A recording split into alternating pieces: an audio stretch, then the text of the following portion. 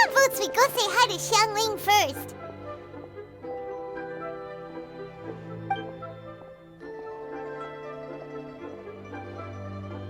Huh? Xiangling? What a pleasant surprise meeting you here! Oh? Why, the pleasure is all mine, as is the surprise, surely. It must be fate that brings us together in this place. How have you fared as of late?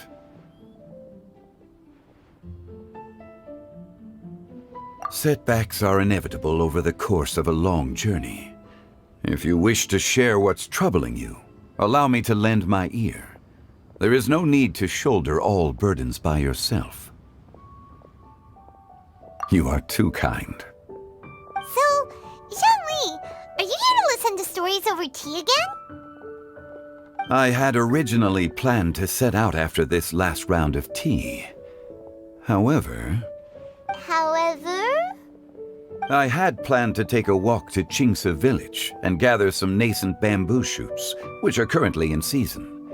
A villager there once gave me a small sample, and they possessed a most excellent flavor. Huh? Nascent bamboo shoots? Why can't you just use normal bamboo shoots instead?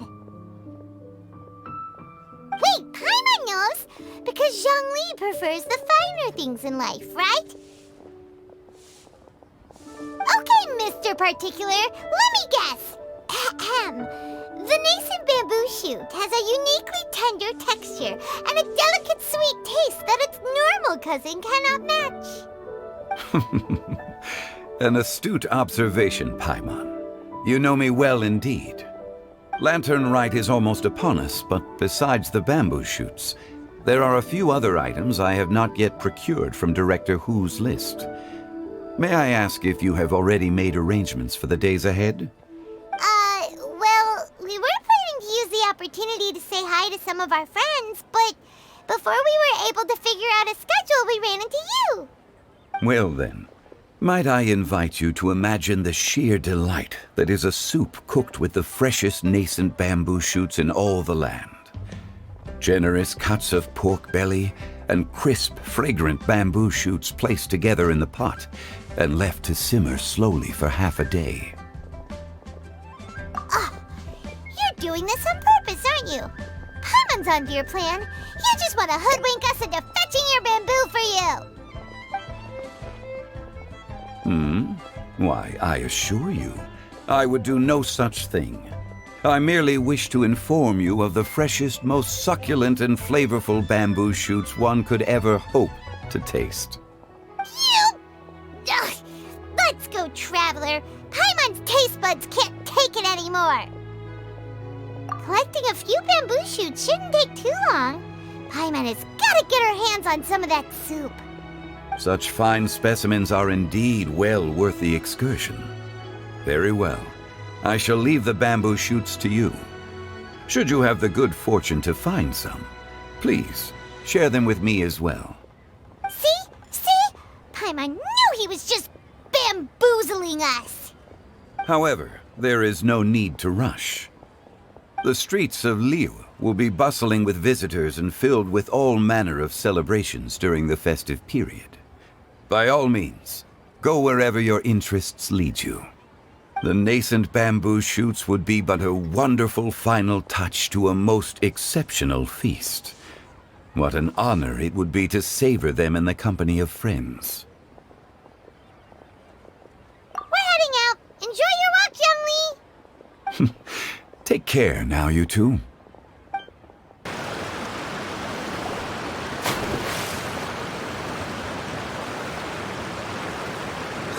Are you okay? Did any water go down the wrong pipe?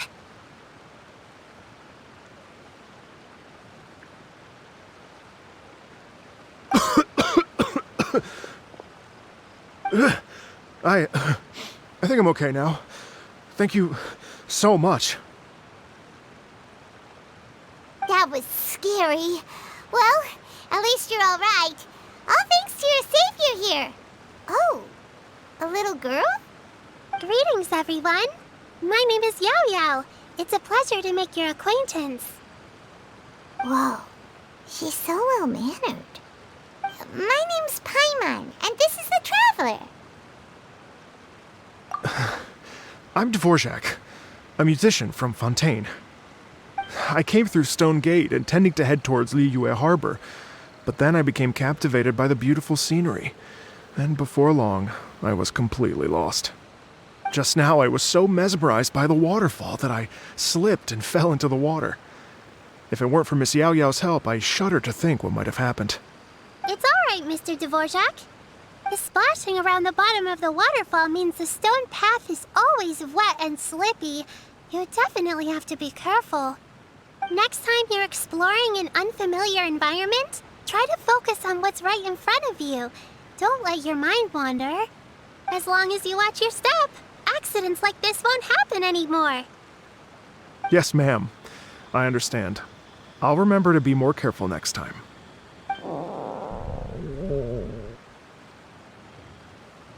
Oh, are you hungry, sir? Oh, I'll be fine. Please, sir, it's quite all right. I was born and raised here in Liyue. It's only natural for me to extend my hospitality to any guests who are passing through. I expect you still have quite a long journey ahead of you. It's very important to keep your energy levels up. I still have some lotus flower crisps left in my backpack. Why don't we split them between the four of us?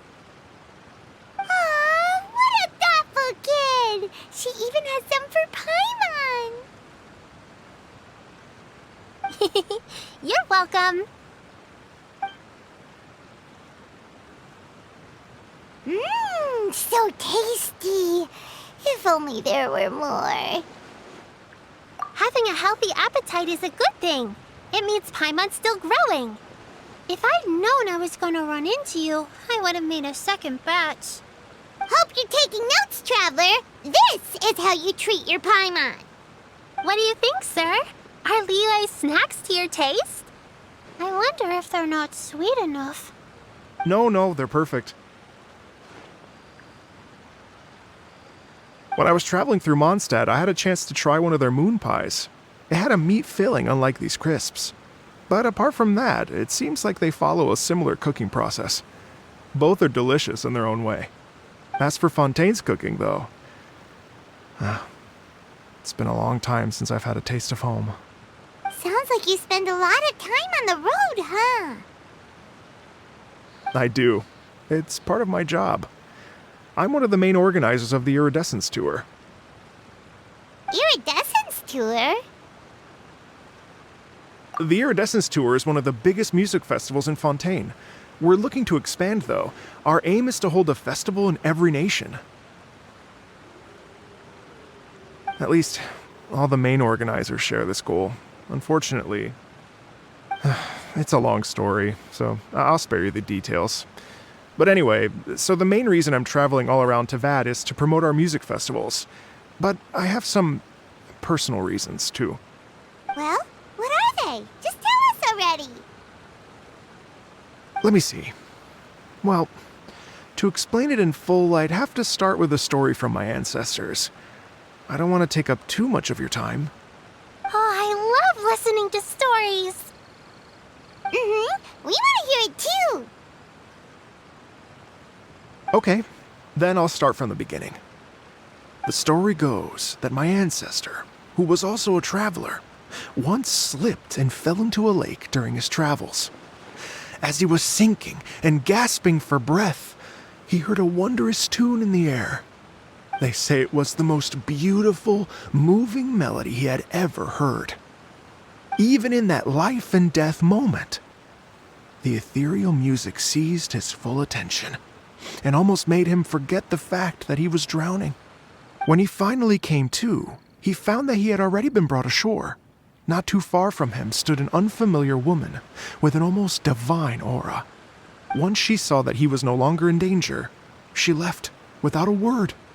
My ancestor tried to run after her to give his thanks, but although a mere dozen paces separated them, no matter how quickly he gave chase, he drew no closer and remained a dozen paces behind. In the end, all he could do was to bow in thanks to the woman as he watched her walk away towards the rivers and mountains in the distance, before at last he turned around and made his way home. Once he returned to Fontaine, he began to learn an instrument, so that he could spread his story far and wide, just like the bards. After generations of retelling, embellishing, and dramatizing, people have come to think of that lady as something like a fairy. The story's become something of a local legend in Fontaine. It's called The Lady Overlooking the Lake.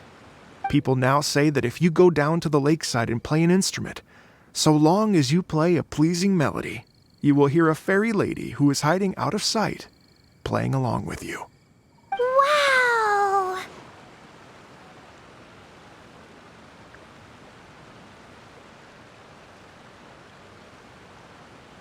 Well, yes. As it stands now, it's become a touch too romantic and detached from reality. But I understand the original story and its historical grounding better than anyone else. I wanted to find out the truth of this tale. So I decided to retrace my ancestors' steps and search for that lady's modern-day descendants. Of course, there's no way of knowing where my ancestor fell into the lake all those years ago.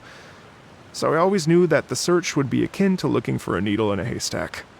I've spent many years on the road now, and I'm nowhere near as fit as I was in my youth. The wish that I've spent half my life chasing after has now become something of an obsession. Well, I haven't lived half of my life yet, but still, I understand how you must feel. Paimon too! It's like... imagine if you saved the center of a lotus flower crisp, which is the best part, by the way, because you wanted to eat it another day. But then suddenly, sploosh! It falls into the water, never to be seen again!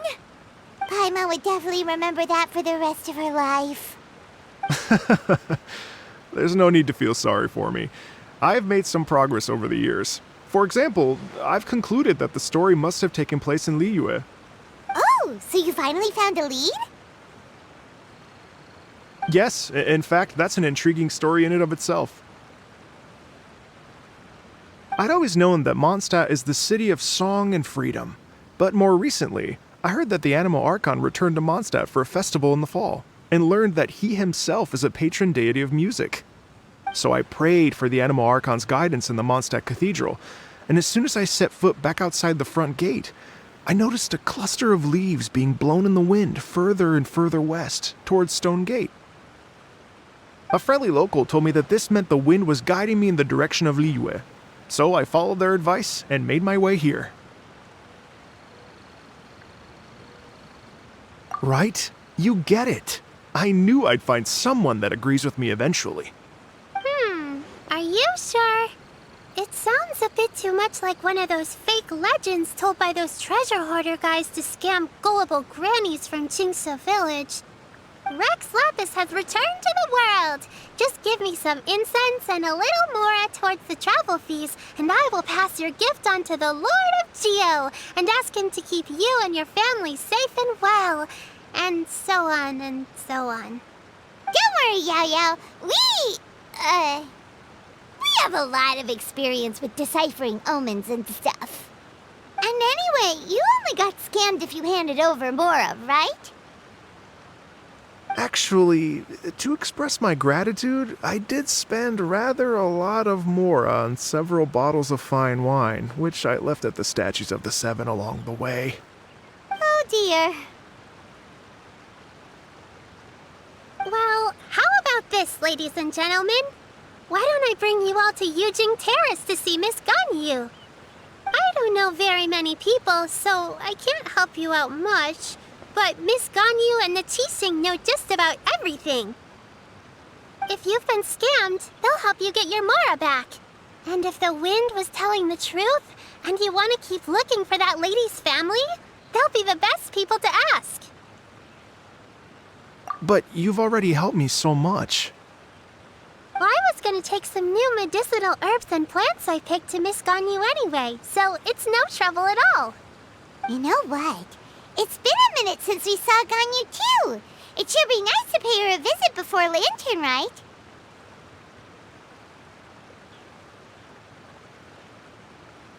All right, well, my sincere thanks to you all. I will never forget your kindness. Okay, everyone, please follow me. I'll be your guide. Remember to watch where you're going, okay? Uh-oh. Paimon's out of a job. Oh well. Paimon will just be a cheerleader instead.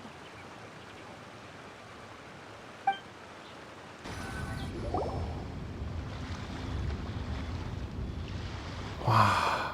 Liyue Harbor looks very different from when I came last.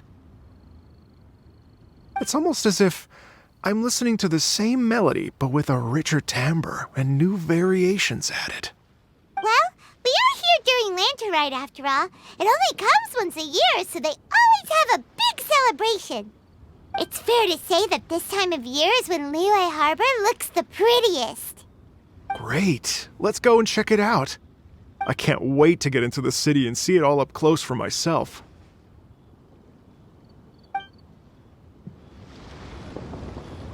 The streets are breathtaking. Smiles and laughter everywhere I look. It's contagious. I can almost feel the music in the air. I have the urge to start waving my conductor's baton. I'm glad that you're enjoying the city.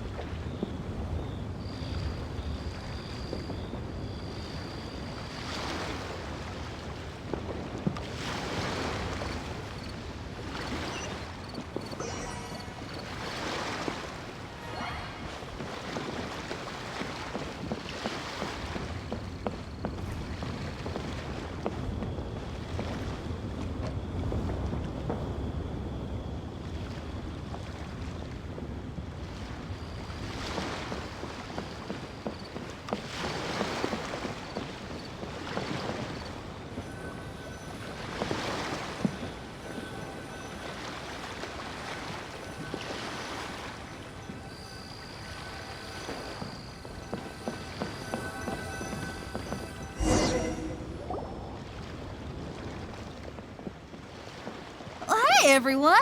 Fancy meeting you all here. What a nice surprise. Hello, Xinyan.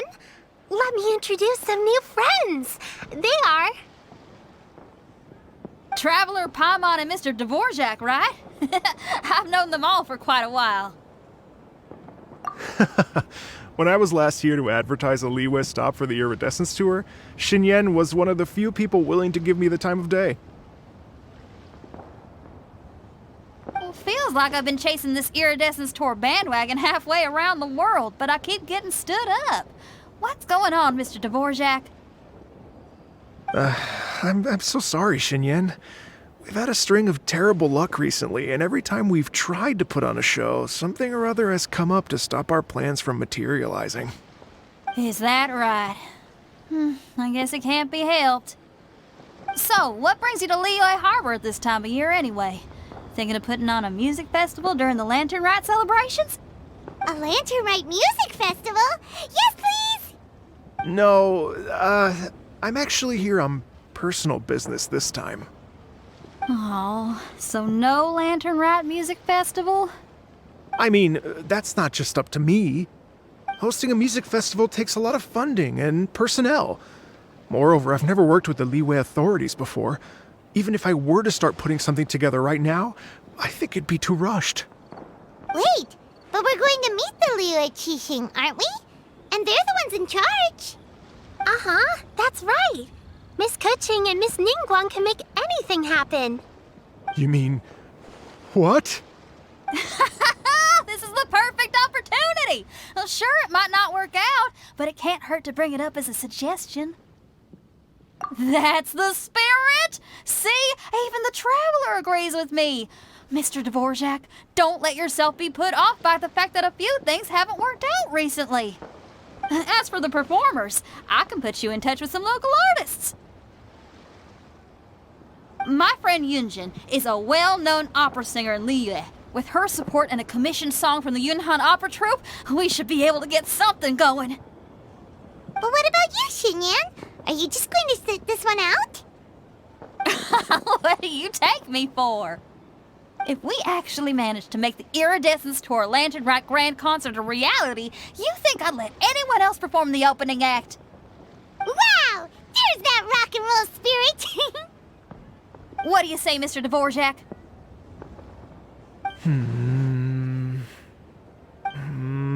Okay. I'll give it a shot. But the opening act is not something to be chosen lightly, Xinyan. I will judge your work by the strictest of standards, so please make sure you are fully prepared.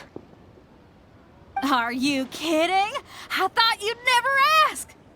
Whew, guess my shopping time's getting cut short. I'm gonna head back right away and start working on this. Yao Yao, if you run into your senior on the way to the Qixing, please send her my regards.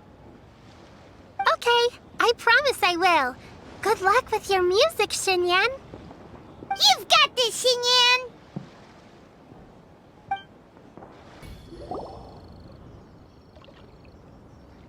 Oh, it's Master! Is it okay if I go and say hi to her?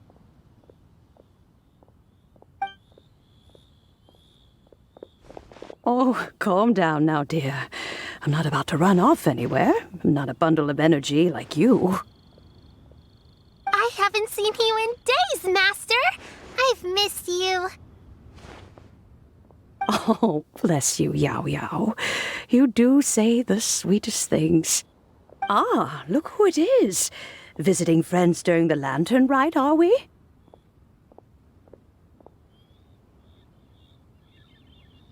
You're half right, Madam Ping. We were also trying to help out Mr. Dvorak over here. We were on our way to take him to see the Qixing. Hello, ma'am. I am a musician from Fontaine and an organizer of the Iridescence Tour. I don't suppose you've heard of it. Master! The Iridescence Tour is a super famous music festival! An old lady like me wouldn't know much about that sort of thing. A music festival, you say? It sounds terribly exciting. Oh, right! Madam Ping, how would you feel about that? You're an elder of Liyue, and you know all about Liyue's cultural traditions. Hearing your thoughts would definitely help us figure out how best to approach it. For example, do you think it might be a bit too modern, or is there any other issue? Why, not at all. Music pays homage to history and culture, and it can also be a bridge between different civilizations. Times change, and the music enjoyed by the youngsters of today is no doubt very different from the tunes I was accustomed to in my youth. Nevertheless, all fine things in life can be appreciated. And so, I look forward to it immensely. Hear, hear. I do believe that, my own dear grandmother aside, you are the wisest old lady I've ever met. Goodness gracious, you're all being suspiciously sweet today. Yao Yao, whatever have you been feeding them?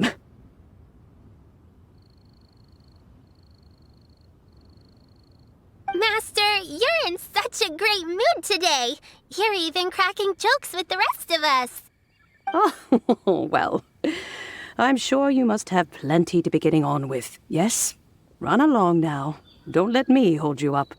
Thanks, Madam Ping. We'll see you again soon. And when you meet with the Ministry of Civil Affairs, please remind them that the festivities are not an excuse to procrastinate their work. Understood, Miss Ganyu. I'll take my leave now.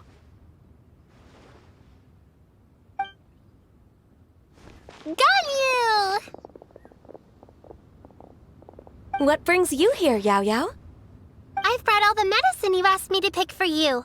Oh, and here's a pack of sweet flower seeds as well. Also, these dried Chingshin leaves make a great pot of tea that's very good for you. I know you've had a lot to deal with at work recently, but you shouldn't push yourself too hard. If you're not careful, you'll end up falling asleep in the grass again. Well, this is weird. It's like a responsible younger sister talking to their disorganized older sister.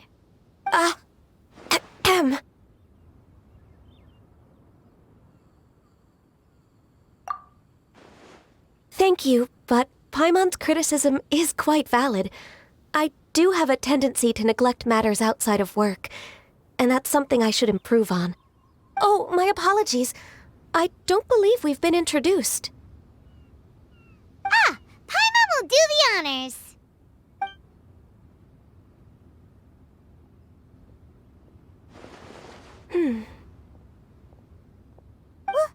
What's wrong? Did Paimon go over everything a bit too fast? It's definitely an ambitious plan. If there's anything you didn't quite catch, Paimon's more than happy to go over it again. It may be a little difficult to make this happen. Oh? Well, the Lantern Rite is the most important festival of the year. Our celebrations must not only be visually spectacular, but also appeal to the tastes of Liyue citizens from all walks of life. The Iridescence Tour is relatively unknown in Liyue. It's difficult to predict how a brand new show will be received. It would be quite risky for us to bet everything on this one music festival. All very valid points. I completely understand. Therefore, we will not replace or cancel any of our pre-existing program.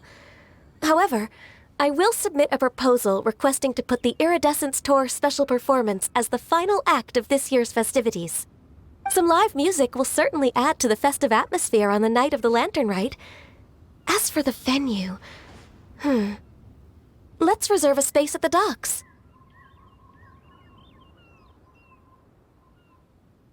Yes, my thoughts precisely. Now I just need to take some time to give this proposal some polish. As long as I clearly lay out the pros and cons, and highlight the key points of the proposal, given that Ping and the Traveler have both given the idea their blessing, I'm confident that Qixing will be sure to give it serious consideration. Mr. Dvorak, I will need to discuss with you the number of musicians who will be coming to Liyue, as well as their catering and accommodation requirements. Oh, yes, certainly. Let's step to the side and discuss further.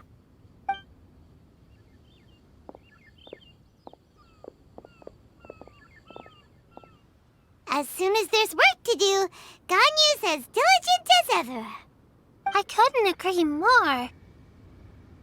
Master once said that everyone has things that they are good at and things that they are less good at. So, with that in mind, Ganyu shouldn't feel compelled to become perfect at absolutely everything. I'm good at taking care of people, so that can be left to me. Wow. Hey, Yo-Yo, can you take care of Paimon too? Paimon's getting hungry again.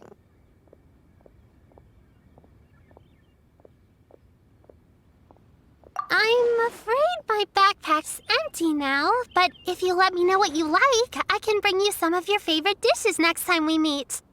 Apart from lotus flower crisps, what else do you like? Anything sweet, and anything that's made from slimes.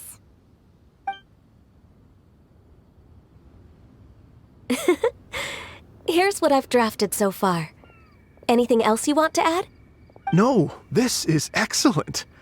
I'm racking my brains, but I don't think you've missed a single thing. Perfect. Then we'll leave it as is. I'll go make an official copy. Oh, perfect timing. We were just wrapping up our discussion here. Not at all. Every second counts for a complex proposal such as this. I will inform the Qixing of this development immediately. Please give me a moment to pass on the message. Yao Yao, thank you for bringing my herbs. I will make sure to take them. Remember to make tea from them first, Ganyu. You mustn't just chew them raw. I will. Okay, I should be getting back. If Yao-Yao stays out for too long, Mom and Dad will be worried sick. Everyone, I'm sure that the music festival will go off without a hitch, so don't worry. And in case I don't see you before, I wish you all a very happy Lantern Rite. Thank you, Yao Yao. Happy Lantern Rite to you, too. We should go get dinner together sometime!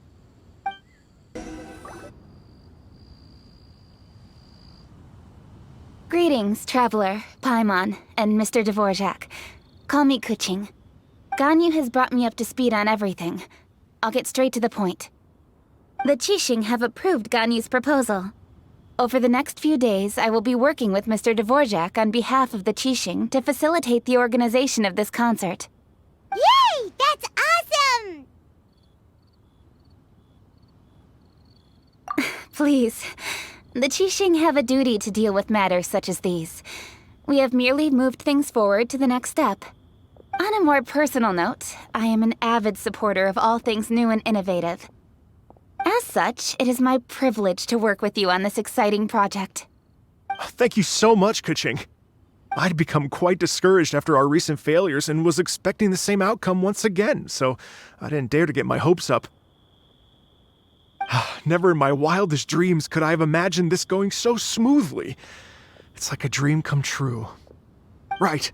Time for me to call in the performers. To stage a concert at a high-profile event like this is a rare opportunity. We'll make sure it's a night to remember. Yes! Our music band's finally getting fired up!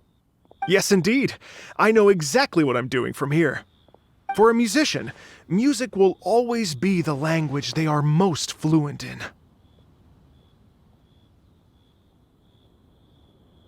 Oh, that. That can wait for another time. Oh. Ganyu? What's wrong? They told me all about Mr. Dvorak's situation, but I was so engrossed in drafting the proposal that I forgot all about it. Oh, that's quite all right. I don't even know what the person I'm trying to find looks like, so it was always going to be a long shot. Don't worry about me, Ganyu. Your time and energy are needed elsewhere. I'm sure you already have plenty to deal with between this concert and everything else going on during the Lantern Rite. Thanks. It was just that I had a few initial thoughts when I heard your story. For instance, I wonder if this lady your ancestor met might have been an Adeptus. What do you think?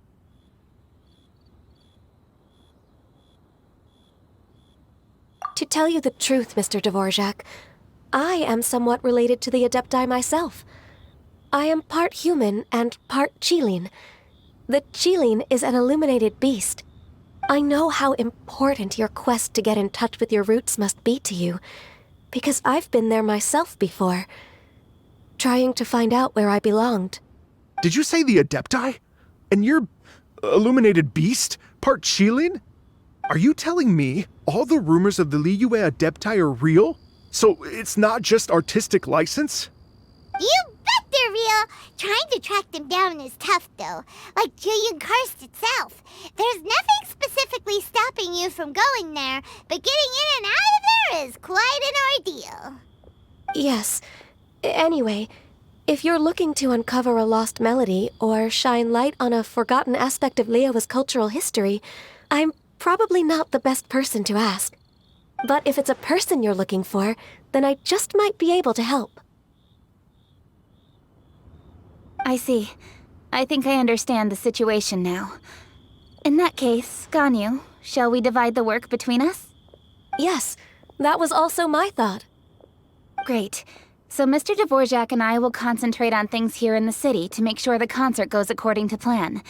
In the meantime, Ganyu will reach out to our network and try to find the person he's looking for. How's your workload at the moment? Will you be able to make time? I can probably get through everything in 2 days, as long as I don't sleep. Wait, what do you mean as long as I don't sleep? Even for someone with illuminated beast blood in their veins, working for such an extended period without a break will take its toll on your health. Somehow that does not sound persuasive coming from Kuching. Be it but 3 moons from the start, he who returns is not he that departs. Even I know the importance of maintaining a healthy work-life balance. In that case, 3 days. All right, I can work with that. If you have the time, would you join me for this search? You're well known to many of the Adepti and respected among the people. I'll feel much more at ease with your company. Okay, then let's meet back here in 3 days. Watch this space, Mr. Dvorak. We'll get to the bottom of this. You're all so helpful and kind. Just think, imagine if we found the Adeptus lady, or one of her descendants, and got them to come to the performance. Wouldn't that be amazing? It'd be such a happy reunion, and that's exactly what this festival's all about.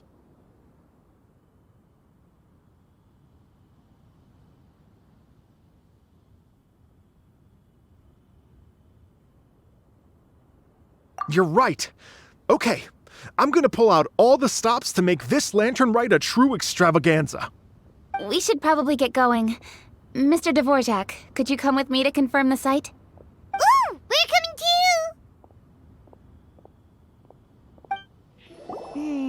The stuff by the door is in pretty good condition, though.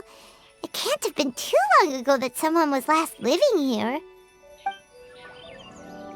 This place is completely empty. There's nothing valuable left here at all. The doors and the windows are all fine, so there definitely wasn't a break-in.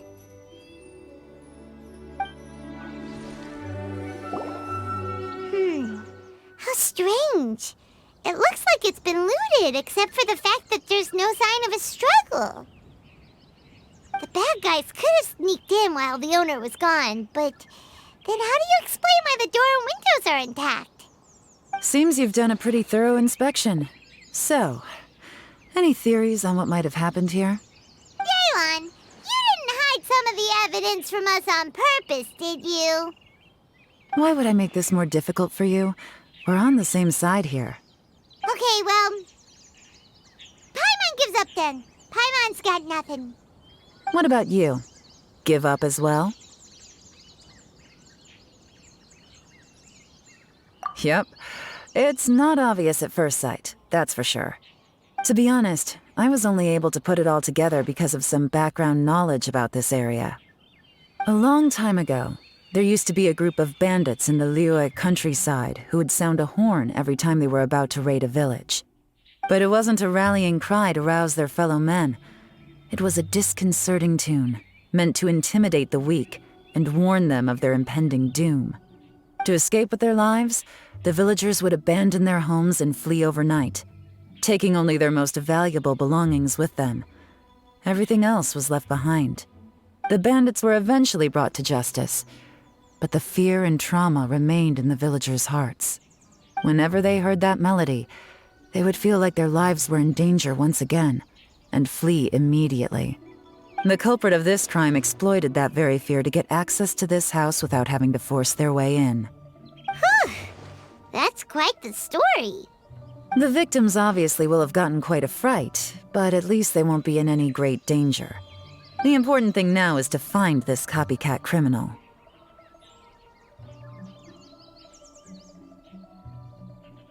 On any other day, that'd probably be a good idea. Unfortunately, it's not gonna work today. Take a look around and you'll see what I mean. This criminal is clearly well-versed both in using music to commit crimes and in making a clean getaway. Not only did they stay off the muddy road to avoid leaving footprints, it looks like they were also careful not to bring any gadgets with so much as a trace of elemental energy. Evidently, they were intent on keeping even the most experienced investigators off their trail. Unfortunately for them, I'm one of the best trackers in the business. They're not about to get away with their little scheme on my watch. So basically, if we want to find the culprit, we just need to follow Yelan.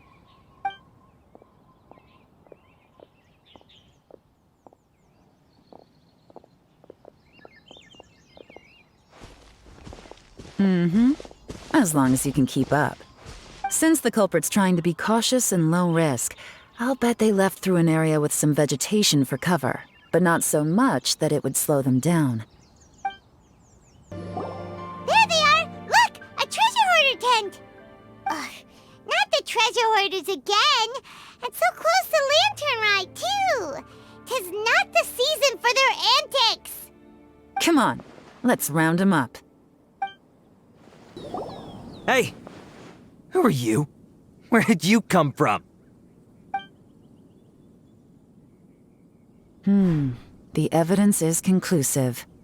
Okay, confess and we'll go easy on you. My patience is running low, so why don't you do us both a favor, You kidding me? You think I'm scared of you? Perhaps not, but you should be.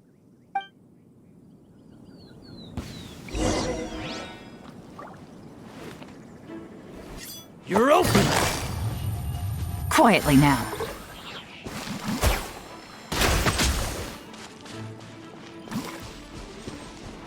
Gotcha! Curses. Seems like you're not all talk after all. There's no going back now. Better up my game. Mercy! Have mercy! Oh, it's a little late for that. I've come this far, I might as well finish the job. I surrender! I surrender, please! I'll do whatever you say. Please have mercy. Tell us everything. You have one chance, and I'm warning you. Don't make me ask twice. I won't, I swear.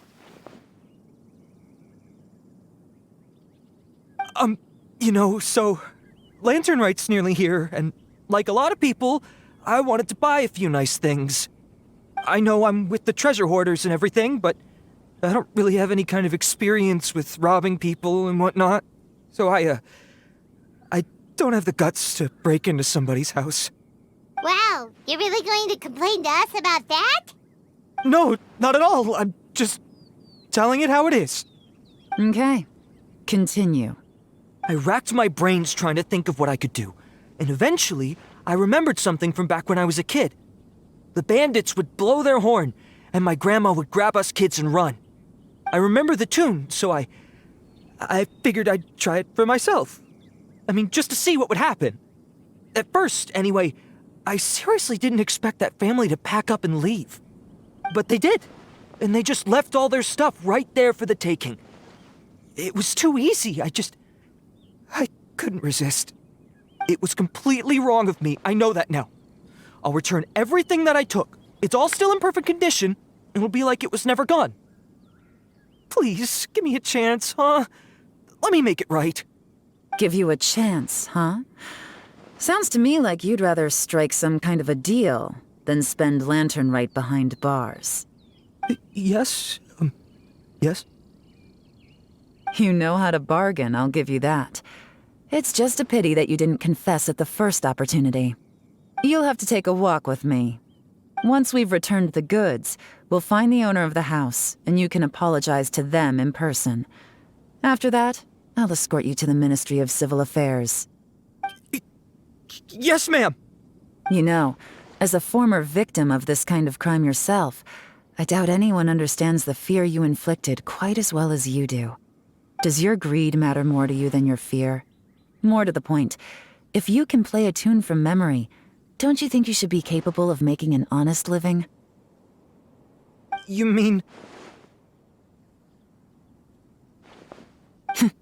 That's enough hints for you. You'll have plenty of time to reflect on all of this yourself. There's not much left to wrap up, so I'll take it from here. Guess this is where I'll say goodbye. What is it? Is there something else? I'm still not sure how you first got your hands on this information, so play it safe when you get back. Don't mention to anyone that you ran into me out here. You helped a lot with the investigation and arrest anyway, so it's perfectly fair for you to get all the credit. Just take it. It works better for me, too. See you when I see you, and happy Lantern Rite. Leon's such a pro at this. With her taking it from here, it's as good as resolved. Whoosh! Random event, a strange melody, complete. Although, It's kind of a shame that we never got that treasure hoarder guy to play the melody again. 'Cause Paimon's curious, that's why. It's like when you have a tune stuck in your head, but you don't even know what it is. It's driving Paimon crazy. When we were chatting with Mr. Dvorak, music seemed like such a positive thing. And most music is, right? It can help us relax, feel all warm and fuzzy, recall happy memories, or even just think happy thoughts. Paimon never imagined that music could be used to commit crimes. Oh, really? Huh. Makes sense. Paimon's musical understanding improves again! Well, anyway, now that everything's resolved, let's get back to Liyue Harbor. Byron's still waiting for us with our random event rewards. Byron, we're back! Everything's all sorted! That's great news! Oh, please wait here a moment if you would be so kind. Lady Ningguang instructed me to advise her upon your return.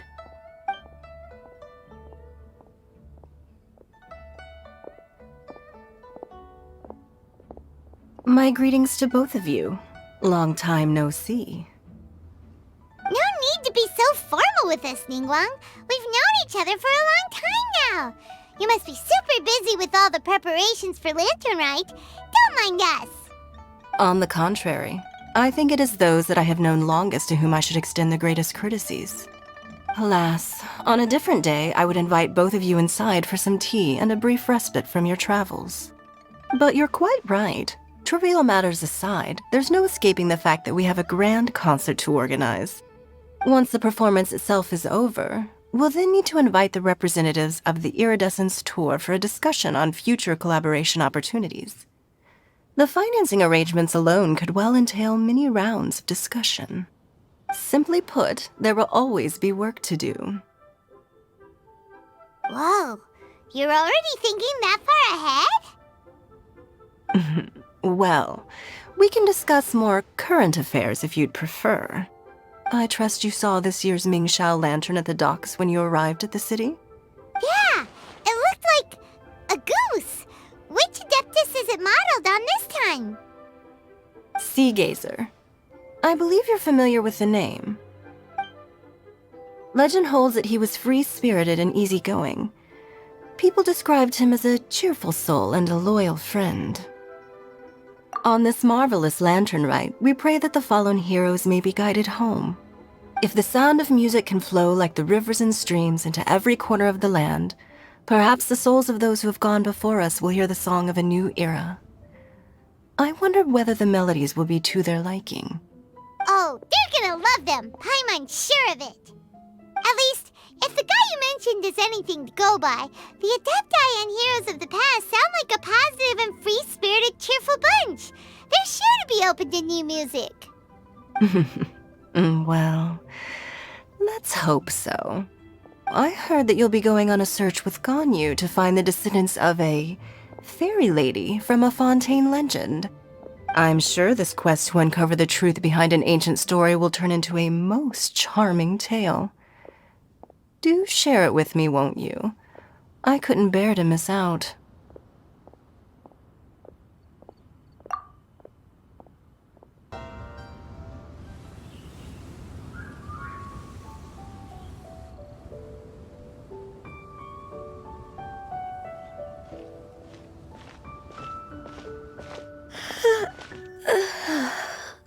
Greetings, Traveler and Paimon. What time is it? Are you okay, Ganyu? You were nodding off there. Didn't you sleep well last night? I'm fine. Don't worry about me. Let's discuss the matter at hand. Since last time, I've been thinking a lot about the story Paimon told me. In essence, someone rescued a drowning man and performed some music. If that were all there was to it, it could have been many people, human or Adeptus. But the tune was allegedly so wonderful that the drowning man forgot about everything else, even his own impending death, and only came to his senses after being brought to shore. Perhaps there was an adeptal power at work in that music that he, as a mortal, could not perceive. Or perhaps he sensed a power surrounding him but lacked the words to describe it, not knowing where it came from. Either way, if this part of the story is true, then the rescuer has to have been an Adeptus. You really think so? But this story is all the way from Fontaine. Isn't this a bit of a long shot? Also, Paimon's really curious about how people from Fontaine think this fairy lady looked. Ooh, like a crystal fly's wings? That would be pretty cool. But Paimon definitely can't imagine any of the Adepti looking like that. Actually, Ganyu, if you had to save a drowning person, how would you go about it? Huh? Me? Well, I'd get them to the shore, and then I'd probably hide behind a tree and watch them for a while. Once I was sure that they were going to be okay, I'd slip away without a sound. Got it. So basically, Ganyu's the type of person who doesn't like taking credit for her good deeds. No, it's not like that. I'm just not very good at explaining things. And I also find it really awkward accepting other people's gratitude. Well, what if this Adeptus in the story had a similar attitude? That would explain why she just left without saying a word. She was probably thinking something like, One was merely passing by and saw fit to address this egregious disruption to one's graceful zithering at once. You may keep your thanks to yourself. That was actually a very good impression of Cloud Retainer, Paimon. As far as I'm aware, Cloud Retainer isn't the most musically gifted. Still, we can't completely rule her out just yet. If we set off now, we could head to Mount Outsung and ask her about it. You'll be able to confirm either way if it's her, and I can, I've been in Lea Harbor for so long now that I'm just not as familiar with the Adepti anymore. If there's anything we want to know about them, she's the best person to ask. Sounds great! And we're pretty close with Cloud Retainer by now, so we probably don't even need to bring her food this time, right? I've prepared a gift for her to mark the festival, just in case. However, Cloud Retainer spends most of her days studying mechanisms in her abode. She's on her own so much of the time that the moment she has someone to chat with, she just... Never mind. I promised I'd help Mr. Dvorak, and now that I've made the contract, I can't be having second thoughts. Traveler, Paimon, let's set off for Cloud Retainer's abode. Seems like this is a tough decision for Ganyu, but she's made up her mind now. Paimon gets why she'd be so anxious. Okay, how about this? If Cloud Retainer tries to start telling stories about her again this year, we should pipe up and change the topic. Wait, did she leave already? Hey, Ganyu, wait up! Paimon's so tired from trying to keep up. Don't either of you need to take any breaks? I can't believe it. Cloud Retainer is not here. Huh? Did we miss her? She doesn't like to travel, so in the past, it's always been the other Adepti who come to visit her during the festivals. True. Now that I think about it, Cloud Retainer would be quite capable of taking care of anything on her own. There's no need to worry about her. Since she's not here, I guess the next step is to check all the other Adepti abodes, one by one. Uh-oh. Will it involve a lot more traveling?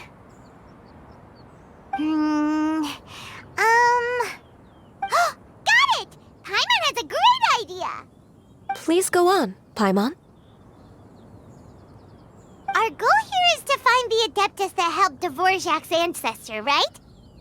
We can't hear any music right now, but if she's really as nice as the story suggests, she'd definitely come to help anyone who was drowning, right? Yes, I think that's fair to say. So, all we have to do is get the Traveler to pretend to fall into the water, and the Adeptus will come to the rescue! You know perfectly well that Paimon can't swim! Paimon would sink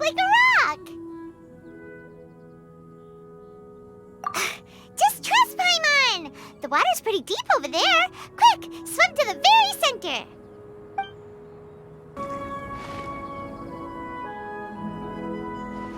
What is going on?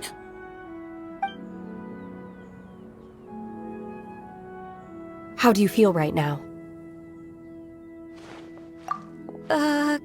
Shenhe! And the Conqueror of Demons. Why don't you say something? Please don't make Paimon explain it. Okay, fine. Paimon will explain. We're looking for an Adeptus who's good at being a lifeguard and playing music. But if the Adepti aren't gonna stay home, then how are we supposed to find them? It wasn't me. Yeah, so this Adeptus is most likely a woman. And I am not an Adeptus, as you both already know, Traveler and Paimon. Okay, so this is Paimon's fault. No way Paimon would have suggested this idea if she'd known how awkward this was gonna be. Glad you're okay. As far as I know, the one you seek is no Yaksha. And one last thing. Your actions here caused others a great deal of worry. Do not repeat them again in the future. As ever, the Conqueror of Demons comes and goes, just like the wind. Right. I didn't dare to say a word just now. How's your training going, Shenhe? Have you made any plans for Lantern Rite? We could spend it together in Liyue Harbor if you'd like. I had planned to spend the festival with Master this year. However... Oh, speaking of Cloud Retainer, when did you see her last? Earlier this morning. She set off for Mount Hulao at dawn. I noticed she was using an Adeptus art of some kind to protect a mechanism that looked like a boiler. Maybe it was a gift for Mountain Shaper. I did not inquire. So we just missed her. Please excuse me for a moment. I think I'll leave the gift in her abode. Sure. Thank you. It sounds like Ganyu and Shenhe have gotten a lot closer recently. Yes. During the summer and winter, I continued to train with Master. In the other months of the year, I have been learning to adapt to human life in Liyue Harbor. Ganyu arranged accommodations for me in the city, and also recommended several work positions for me. But when I try to blend in by referring to her as Miss Ganyu or Lady Ganyu, like the others, she says I mustn't address her like that. Sometimes I'm supposed to copy other people. Sometimes I'm not. It's a little difficult to keep track of everything. Oh, is that what it is? Noted. So, you came looking for Master today because you wanted to ask her about the Mystery Adeptus. Is that right? Yep. Oh, speaking of that, have you ever heard any music while out training in the mountains? Music? What is that? It's... a kind of a happy or relaxing sound. Or, a nerve-wracking sound. Or even a terrifying one. Okay, I'm done. I also left her a note so that she knows where to find us. We won't miss her again. Yay! That's really helpful. Thanks! We were just talking about this thing called music, and based on Paimon's description, I do believe I hear it every day. Please follow me. Oh, really? Great, let's go!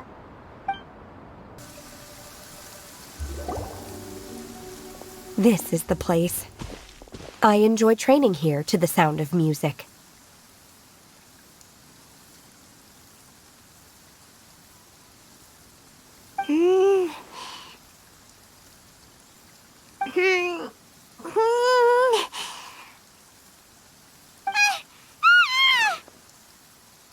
Oh no! Paimon's gone deaf! Paimon can't hear The faint sound of birdsong, the quiet murmur of the streams. These are relaxing sounds. Are they not the music of which you speak? Oh, Paimon wasn't quite done with the description. Okay, fine, it's all Paimon's fault. What we're looking for are not the sounds of nature, but melodies played on special instruments. Oh, and a melody is? Hey, don't you patronize Paimon! Let's get one thing straight. Paimon knows plenty of nursery rhymes, but Paimon does not sing on demand without payment. Hey, why don't you just sing that one melody Shen has heard before? It'll probably help her to understand what we're talking about.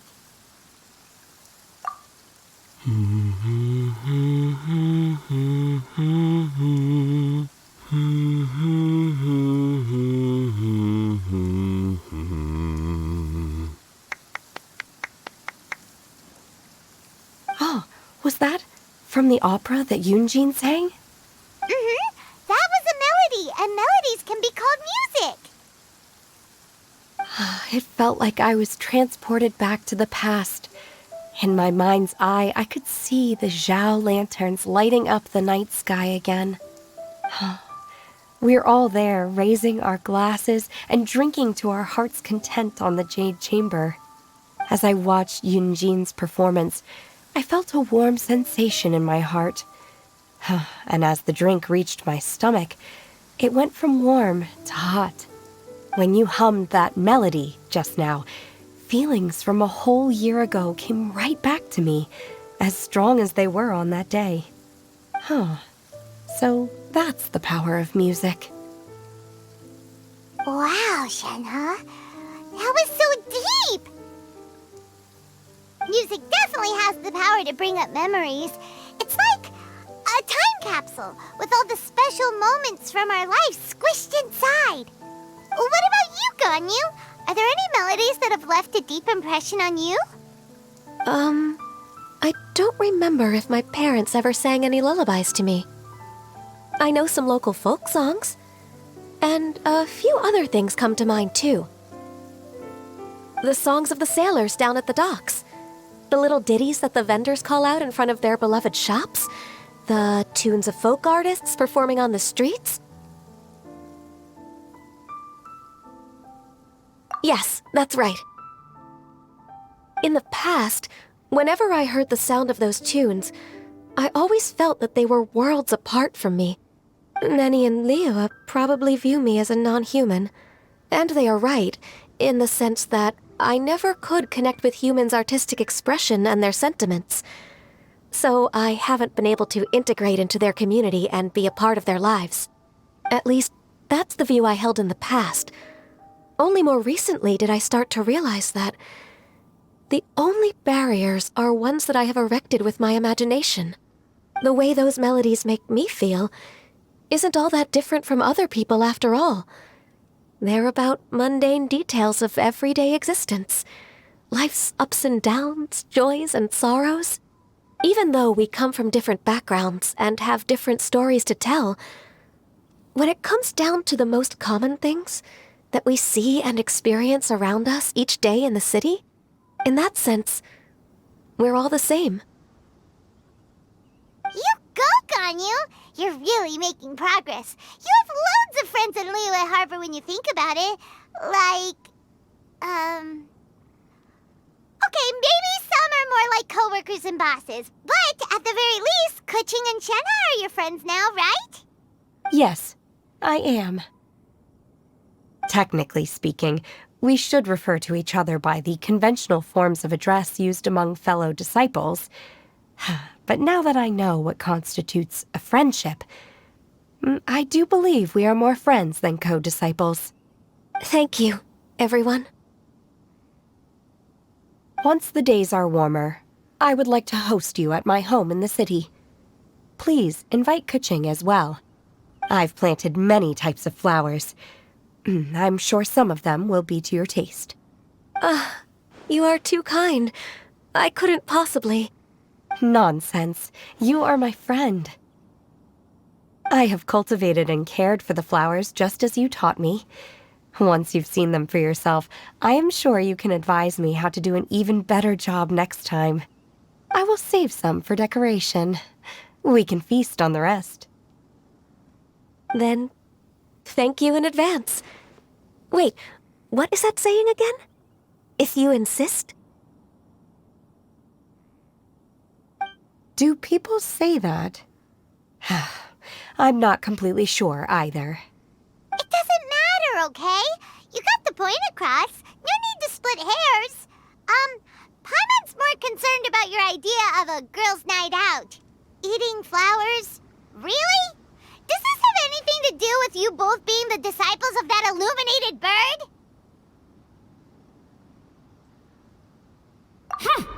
Who dares refer to one not by one's Adeptus title, but merely as that illuminated bird?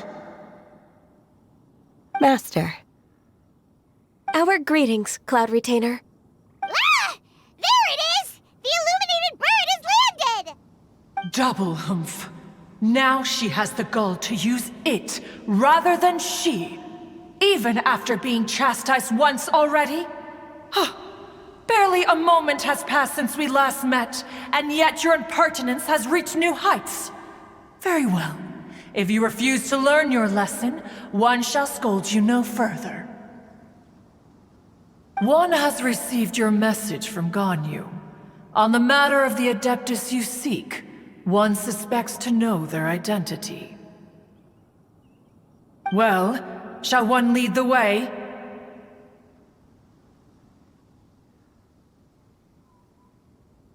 I still have to complete my training for today, so I will bid farewell to everyone here. Very well. Await my arrival at one's abode later this night. On this special occasion, you should indulge yourself with some savory dishes. If you want to release a Shao Lantern, come and find us anytime. Thank you, everyone. Happy Lantern Rite to you too. Is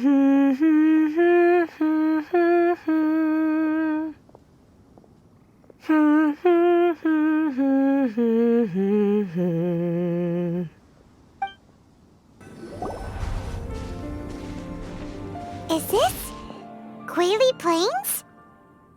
Cloud Retainer, why did you bring us here? Ganyu is of course familiar with the name Guizhong, but have you ever heard of her?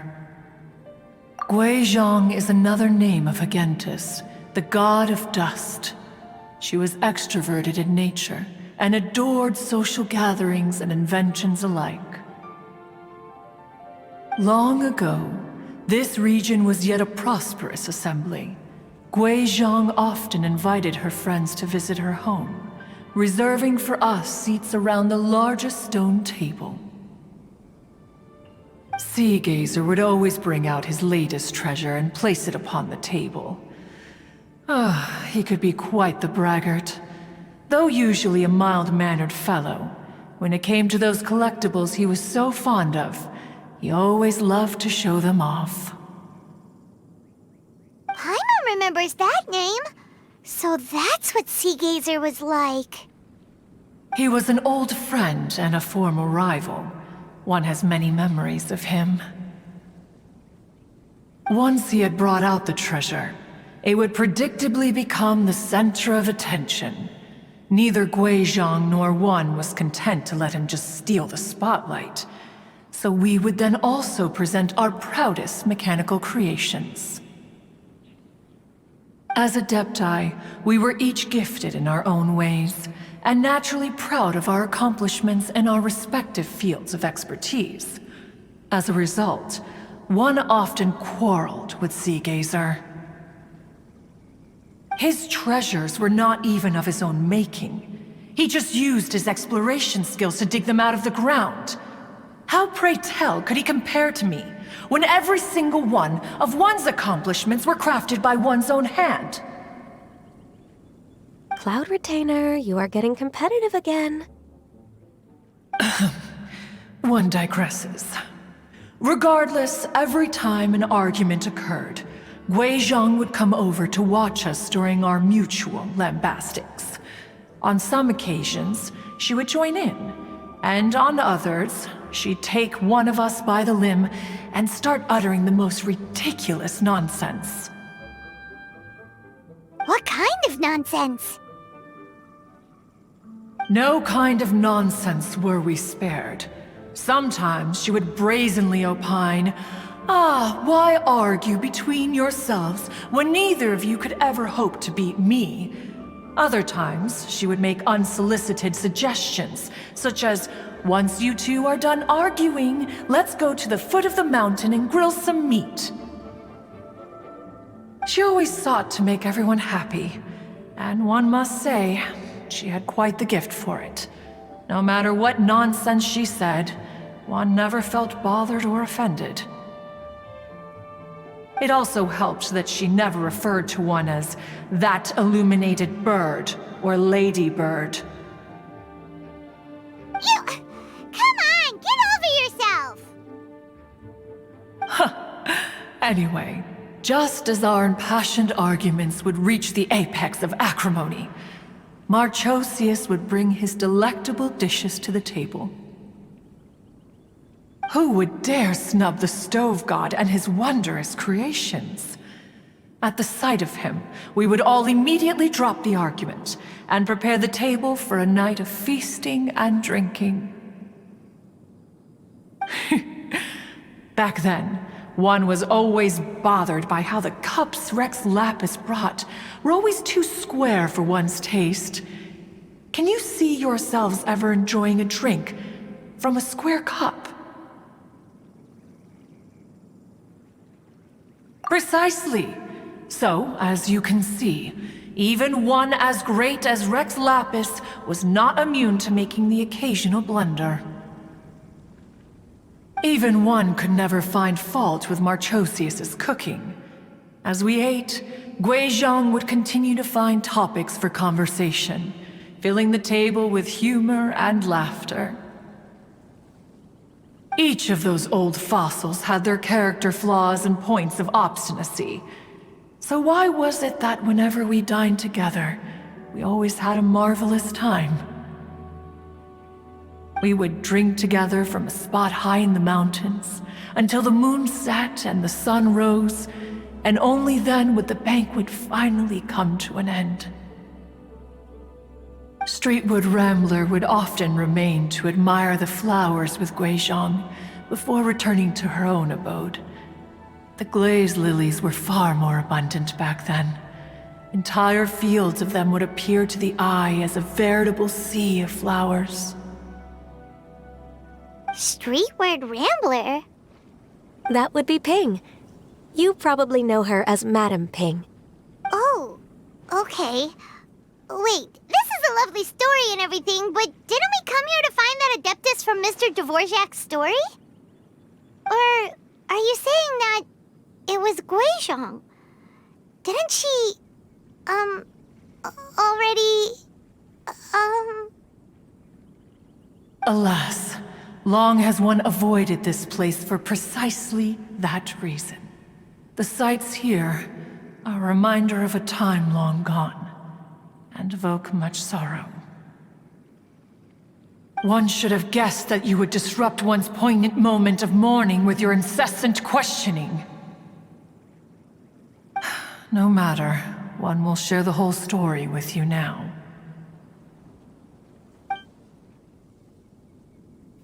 In times gone by, one quarreled oft with Gui Zhang concerning mechanical principles.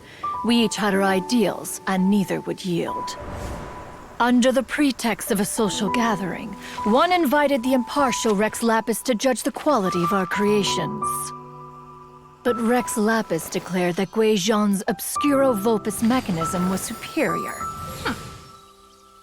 Though one was too proud to acknowledge it, in one's heart, one knew that Gui Zhang was indeed the superior talent in the mechanical arts. As for the story between Gui Zhang and Streetward Rambler, that begins with a certain bell. In Gui Zhang's opinion, While mechanisms were no substitute for human composers, they were yet capable of producing simple but fine melodies. But Streetwood Rambler believed music to be an expression of the soul, an emotional enterprise that could never hope to be replicated by machinery. They argued endlessly, until one asked Rex Lapis to intercede. He confiscated the bell and designated it for ceremonial use. Thereafter, one would often find them convening in the mountains, discussing music, mechanics, and all the affairs of the mortal world. But these good times were not to last. War broke out between the gods, and soon engulfed the Guili Plains. Guizhong was overpowered by the enemy, and fell in battle. When Streetwood Rambler and I arrived at the scene at long last, all that remained among the ruins was her lifeless body. After this, at Streetwood Rambler's request, Rex Lapis granted her the cleansing bell for safekeeping. To honor our friend's memory, one made a few finishing touches to her ballistic device. Many lantern rites have passed since then. Many greetings and goodbyes. Upon what do you gaze? The Guili Plains? No. It's everything.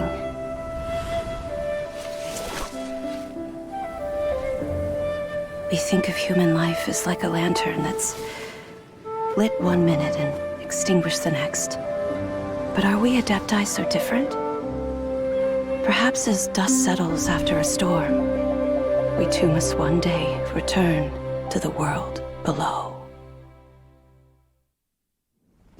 One has always been austere and private by nature, and has never relished socializing.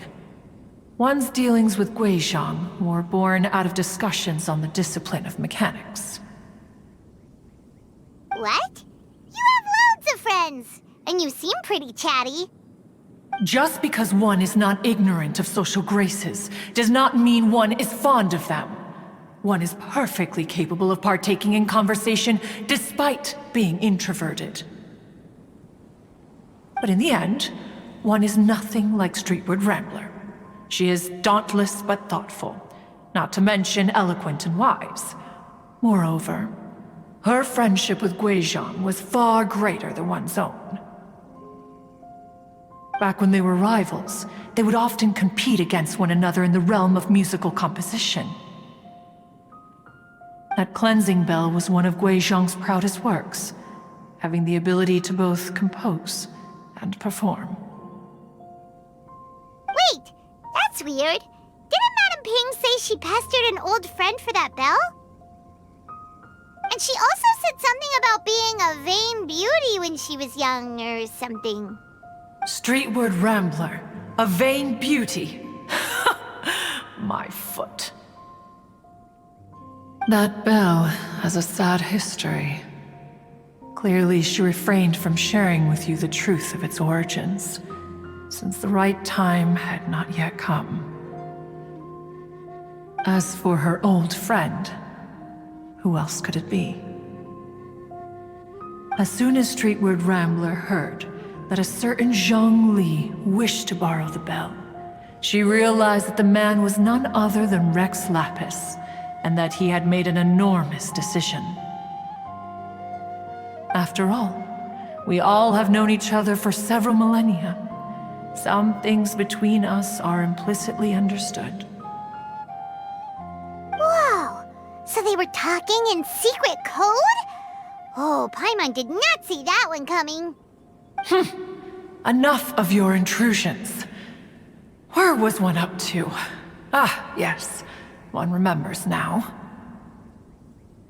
The cleansing bell is powered by a mechanical art, and can be used to great effect as an accompanying instrument. After the passing of its creator, it was used on numerous occasions during rites of parting. But Streetwood Rambler did not acquire it from Rex Lapis for the purpose of producing further funerary tunes. No, Each time she rang it, it was to play the tune that Guizhong composed on it. The two once clashed over their beliefs about the meaning of music. Who would have thought that with Guizhong's passing and Streetward Rambler's mourning, two tunes composed in discord would eventually become one harmonious composition?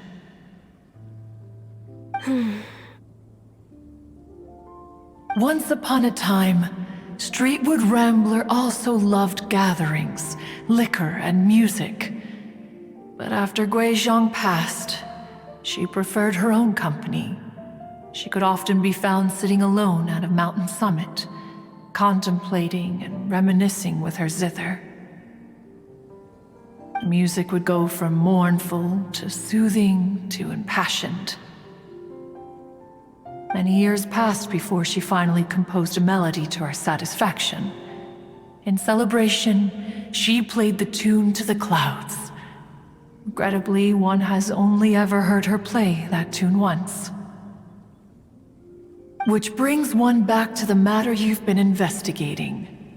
Perhaps it was during that performance that the ancestor of your Fontaine friend fell into the water and was saved by Streetwood Rambler. But if she was so happy with the melody, why would she only play it once? One was also greatly perplexed by this. After suppressing one's curiosity for a long while, one finally approached her and asked why she would retire the tune after having spent so long on it. In response, she said, "Though the strings that played that melody survive, the one who inspired it is gone. Tell me, Cloud Retainer, when the one attuned to my soul is no longer here, who else could hope to understand this tune?" Aw, poor Madam Ping. I just remember being taken care of by you when I was young. Once the Archon War came to an end, I stayed behind in Liyue Harbor to honor my contract. Although I met Guizhong a few times, I never knew anything of this particular story. Guizhong was quite the visionary, but tragically passed before her time. Her manuscripts still lie unfinished in the realm of clouds. Blank pages give one cause for contemplation on what might have been. Had you not decided to search for that mystery Adeptus, perhaps these stories, too, would have been lost to the sands of time.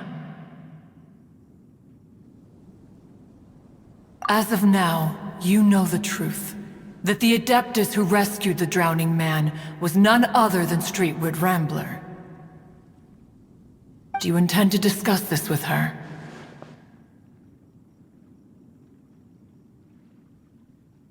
Do you mean Ping might find the topic too distressing? Precisely. The passing of our old friend is a heavy topic that both of us are usually careful to avoid.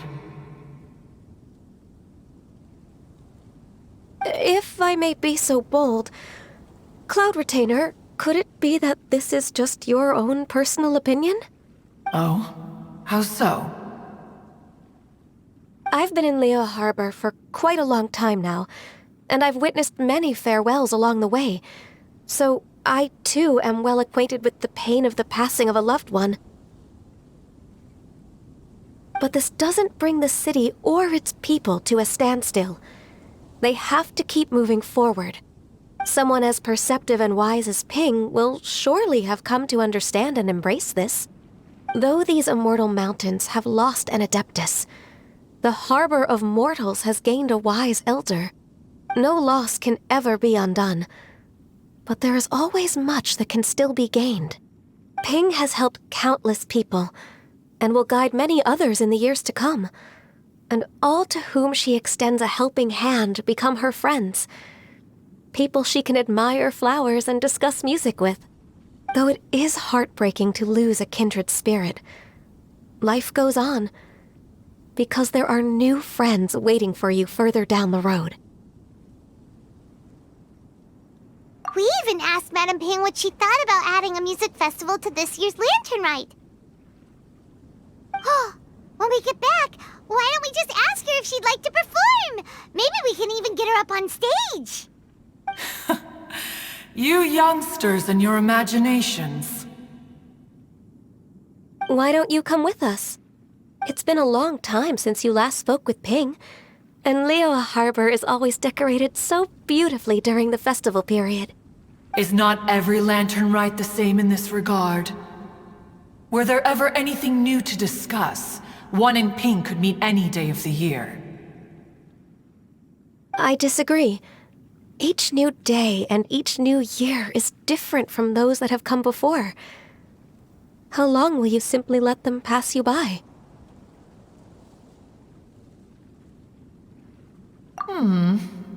The edibles she brought this time were indeed quite delectable.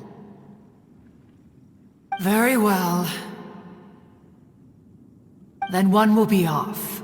If the other old fossils have sneaked away into the city to amuse themselves, one shall soon find out. All right. We should be getting back to the harbor as well. We don't want to keep her waiting. Once the Guili Assembly, now the Guili Plains. Say, if we planted flowers there and cared for them carefully enough, do you think that one day we'd be able to recreate the sea of glaze lilies? Allow one to take back one's praise from a moment prior. You are still far too given to flights of fancy, child. What? Cloud Retainer? You were still listening? One observed that you were making no effort to leave, and returned to chasten and hasten you. This time, one is departing in earnest.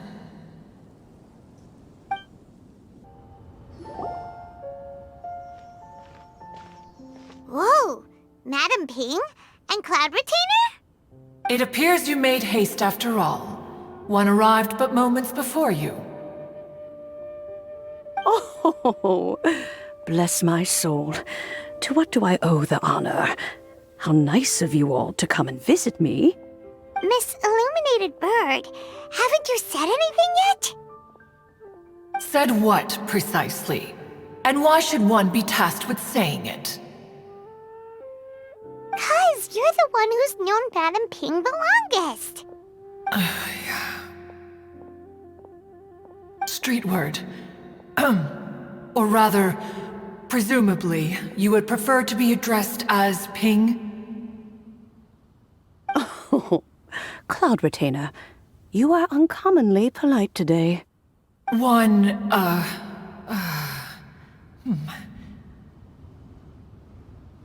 Given that Lantern Rite is almost upon us, the weather in the city is most pleasant, and a sweet floral fragrance lingers in the air. Ganyu, please continue from here. Huh? All right. So, this all started because we were trying to help Mr. Dvorak find the Adeptus who saved his ancestor's life.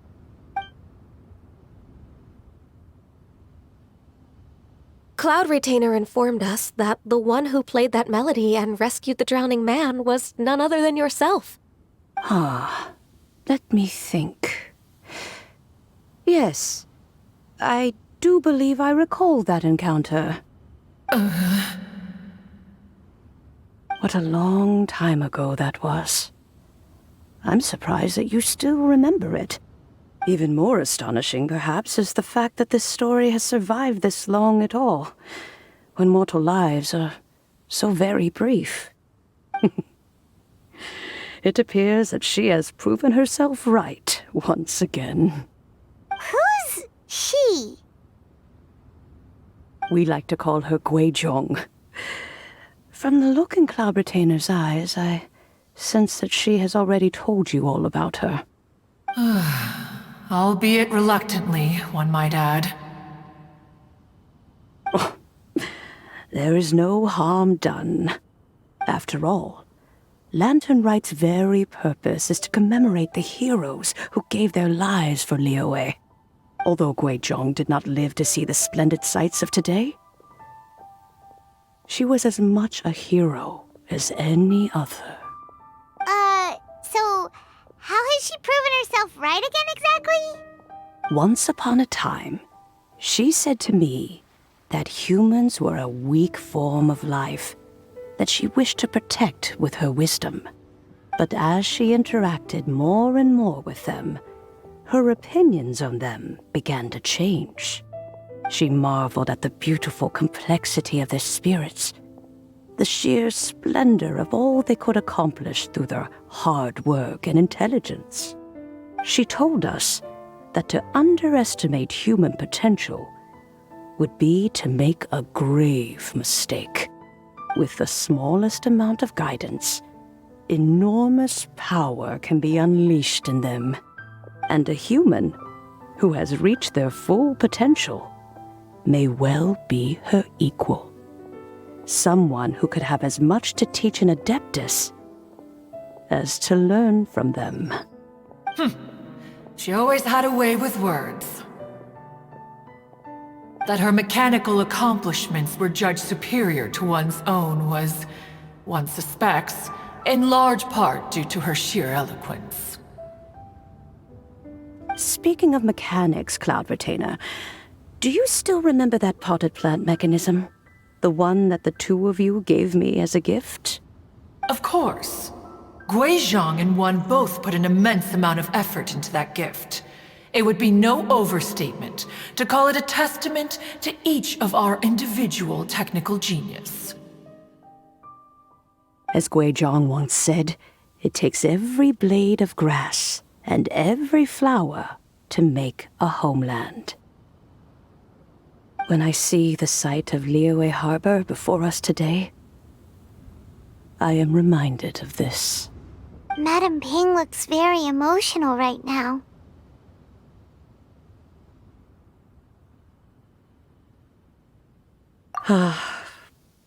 Of all of us, it was Guizhong who was the fondest of these grand and exciting occasions. If she were still with us, I'm quite sure she would still be trying to best Cloud Retainer's finest works at every opportunity. Liyue Harbor is always filled with the sound of music at this time of the year. If she were here, one is certain that she would seek you out to discuss and debate the virtues of various melodies. Oh yeah, music! We've been dying to ask. What was the melody that you played back then? Oh, also, with you being such a music expert and all, why don't you join the concert as a performer? I can make arrangements right away. Oh, as much as I don't wish to dampen your enthusiasm, it's been a long time since I played this zither. My fingers don't have the dexterity they once did, and whenever I play that tune, it always reminds me of her. I start wondering what she would think of the changes I have made to her melody. There was a period of time whenever I started strumming, it almost felt like she was back again. Sitting right there on the stone stool next to me, chatting away. Skybracer and Seagazer too, looking just like they did in the old days. No matter how much time goes by, the moment that melody starts playing, it transports me right back to that time in my memory. So the past still weighs heavily on your heart? Well, I would be lying to myself if I claimed to have completely moved on. But that is not to say that grief doesn't get easier with time. Despite the sadness, I have found many things that bring me joy in life. It is simply the nature of the world in which we live that even if one wished to mourn for an eternity, it would be a nigh impossible feat. Just look at this potted plant. Isn't it stunning? It takes an honest and open mind to confront and conquer grief. You have indeed made progress. Be that as it may, I shall leave the Lantern Rite stage to the youth of today. Well, if you're sure. Granny! Whoa, what's everyone doing here? Did something bad happen? Ah, and now we've spooked Yanfei. No, everyone's just here to give me their regards for the holiday. Oh, that's wonderful, I'm glad. Well, in that case, happy Lantern Rite, everyone. Happy Lantern Rite. Oh, I just remembered that I have some, work to do at Yuehai Pavilion that I need to discuss with Yanfei. I haven't been able to find a chance until now. I will leave Mr. Dvorak in your capable hands. Cloud Retainer, Ping, we will be off for now. Huh? Does it have to be right now? Which case is this again? Hey, Ganyu! It seems Ganyu still has much to learn when it comes to the art of deception. What a pity. She has learned nothing of one's ability to carry a conversation. Since it's been so long, Cloud Retainer, why don't you stay? I'll make a cup of tea and we can chat a while. Gladly. This was one's intention as well. When you next see the Fontaine musician, please give him my regards. I'd like to wish him the very best with the concert. You got it, Madam Ping! Thank you all. I think you've listened to enough of my nattering for one day. As for that melody, I will play it for you all another time. Goodness knows I need to practice it first. Wow, that'd be great! We'll look forward to it. When that time comes, wherever her spirit may be among the countless grains of sand and specks of dust between the harbor and the mountains, perhaps she will look at the Liyue of today and steal a smile when she sees the prosperous land that it has become. Mr. Dvorak! Ah, and Kuching's here too! Thanks for helping set all of this up. Welcome back. Did everything go well? Really, really well. We found the person Mr. Dvorak was looking for. Are you serious?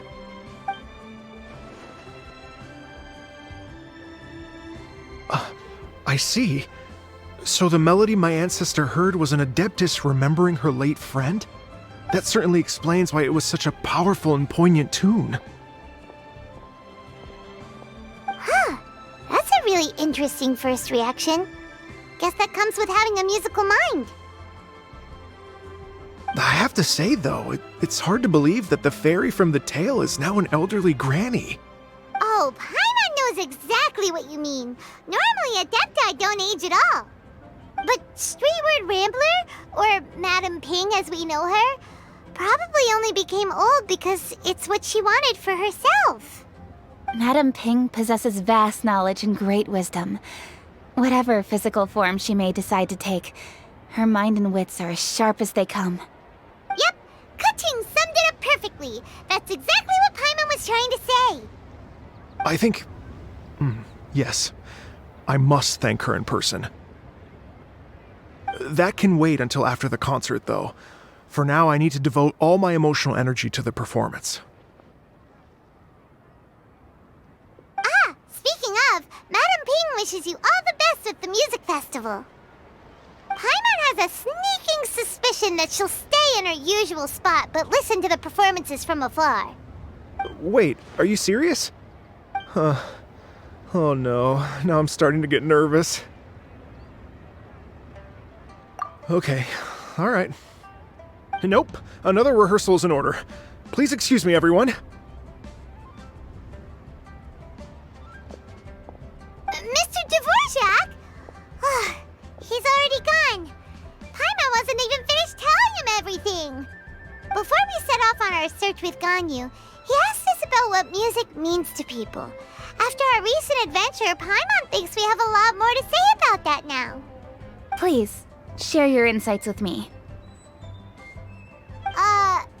Well, we found out that music can be used for good, but also for bad. It can make people happy and moved, but it can also be sad and bittersweet. And music is like a kind of memory written in people's hearts. It can put you in touch with feelings from a totally different time and place.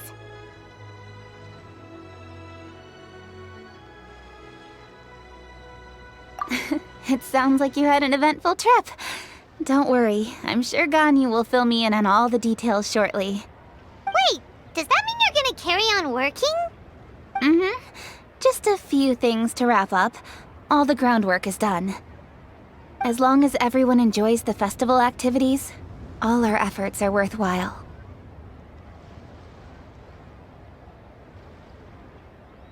Happy Lantern Rite to you as well.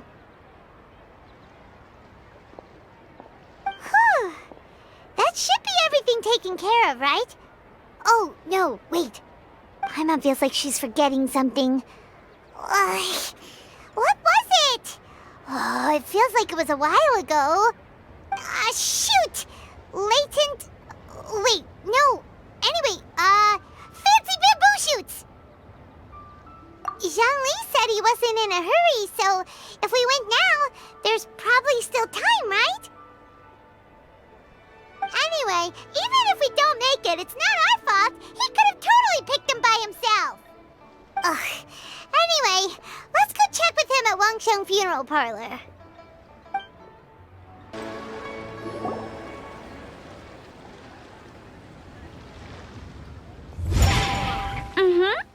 Da da da da da da da da da.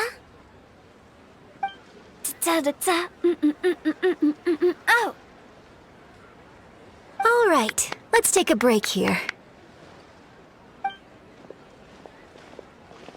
Oh wow, look who it is!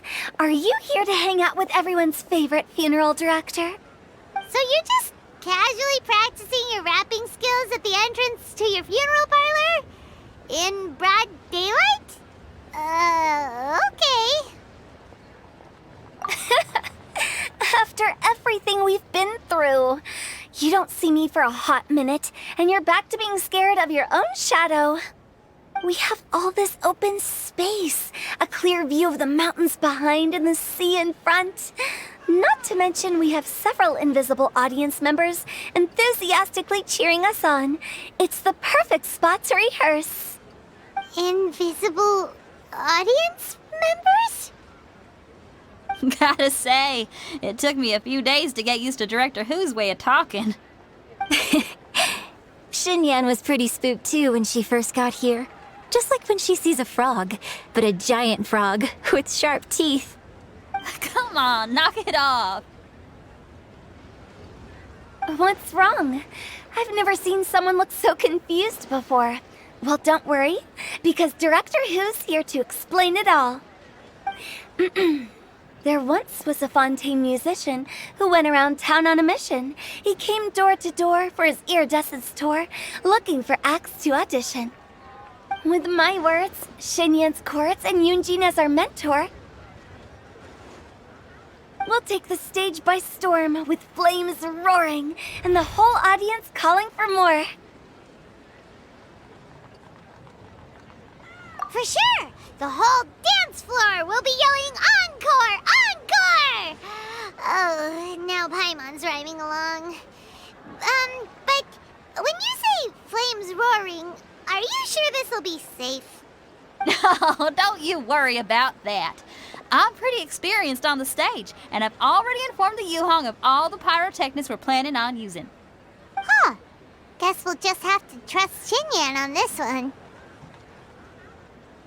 Oh, Zhongli. He took one of those fancy meal boxes and set off for the mountains. Said he wanted to pay a visit to some old friends. It's a real pity that he couldn't be around for this. As well as being a true connoisseur of traditional art forms, he's able to appreciate Xinyan's performances too. Yeah, that's right. Matter of fact, He was the one who first invited me to perform here. To tell the truth, though, I never thought I'd really find myself rehearsing here one day. Well, now you know. The Wangsheng Funeral Parlor is a great location. All of you are always welcome to come and hang out here, especially if you're in the mood to try something new. I can speak to that. Hu Tao is always full of fun surprises. And jump scares. Actually, Xinyan, I have some lyric ideas for your part. Do you want to go through them together? Oh, sure thing. I'm all ears. Oh, Traveler and Paimon, I believe Zhongli was heading to Mount Hulao, so make sure you're hiking up the right hill. When you see Zhongli, please pass on this message to him. It's up to him whether he wants to support us at the performance tonight, but I expect him to make time for the upcoming banquet we're planning. No excuses. You should join us too. It'll be a riot. If there's one thing I've learned from being a funeral director, it's how to throw a party. Paimon sees them! It's illuminated deer and illuminated bird number 2! A familiar face. Have you come from Liyue Harbor? How is the city nowadays? Everything's great! But you know, if you're so curious, you can always go and check it out for yourself. In fact, Mooncarver has been taking many walks on Mount Tianheng in recent times. I believe the sights of the city are quite familiar to him. Zhongli! Here you are! We've brought the bamboo shoots you wanted. Impeccable timing.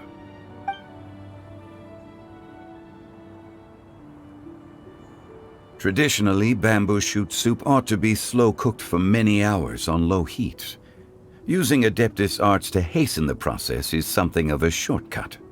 Wait, that mechanism, is that? Indeed. Cloud Retainer kindly lent me her supreme cuisine machine. Can we not just call it a cooking machine? Actually, never mind. She seems to take a lot of pride in her mechanical gizmos, so it's probably best if Paimon doesn't go changing the name willy-nilly. I trust that you found the answers you were seeking during your recent journey. Excellent. The past should be remembered, but not overly dwelt upon. Our journey should be seen as a means to take on more from the world around us. When the bamboo shoot soup is ready, I must insist that you try some for yourself. Oh, Zhongli! Hu Tao told us to tell you something. She said, it's up to him whether he wants to support us at the performance tonight, but I expect him to make time for the upcoming banquet we're planning. No excuses! When she says performance, she must mean the Lantern Rite Music Festival. As for the banquet, she didn't tell us anything more about that, but she invited us to come as well. As you can see, I have a prior engagement with 2 Adepti friends of mine tonight. Please, give Director Hu my best wishes for the performance. As for the banquet, since the Director insists, far be it from a mere consultant like myself to refuse. Yay! Then we'll see you there? Absolutely. Rex Lapis, the bamboo shoot soup is ready. Thank you. I will examine it right away. The appearance is exquisite, and the aroma rich and intense. The craftsmanship of this machine is commendable indeed. Since you came all this way, you should not leave empty-handed. Please, take some soup. It tastes most exquisite while still warm.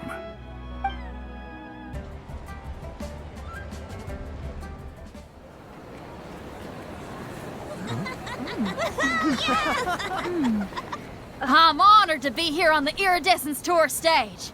All right, without further ado, I'm Xinyan, this is Hu Tao, and this is a little something called... The Blaze Lilies!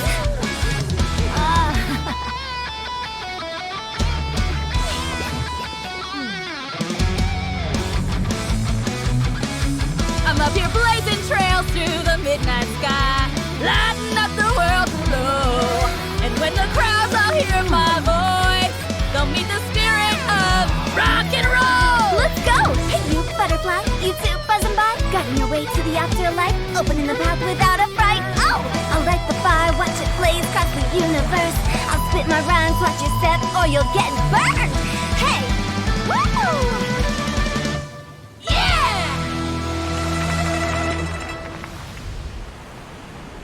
Does anyone have any plans tomorrow? With another year behind us, I think we deserve a celebration of our own. My treat. Interested? The Tianquan footing the bill? I can't miss out on that.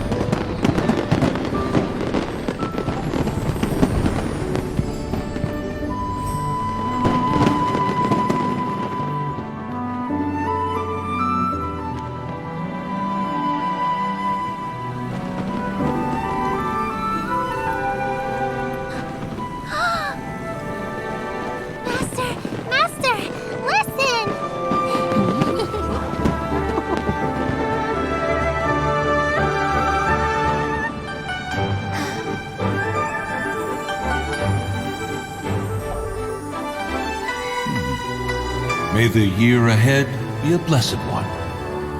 I believe it shall be.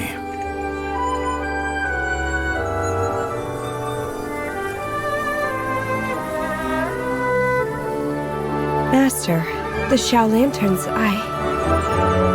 Ha! Elementary. One shall fashion for you a Xiao Lantern the likes of which the world has never seen. And you must take it to Liyue Harbor to display its magnificence for all.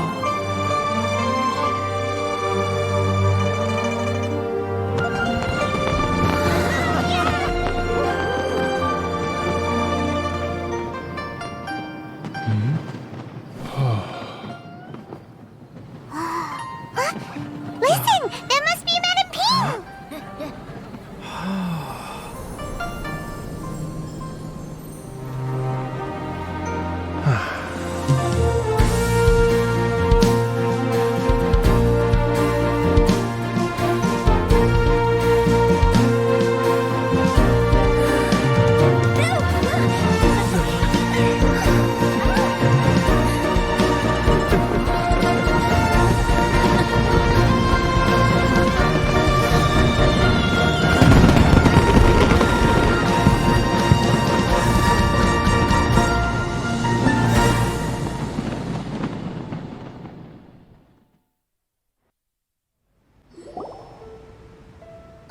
Oh, so that's how it is.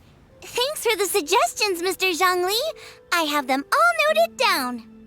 I've long heard that your knowledge encompasses all things old and new, Mr. Zhongli, but I never knew that you were well versed in the art of cooking, too. It is truly an honor to make your acquaintance. No need for formalities. I too feel humbled to be in the company of such talented young people. There are many things I could learn from you. Oh, you flatter us. If it's possible, may I trouble you to provide a few words of guidance for my practices in exorcism? Exorcism? I can't say I'm an expert in the field, but if you don't mind, we could start by discussing... Whoa, there's so many people here! All we knew was that Hu Tao invited Zhongli over. Paimon never thought we'd be meeting so many old friends! Happy Lantern Rite, everyone!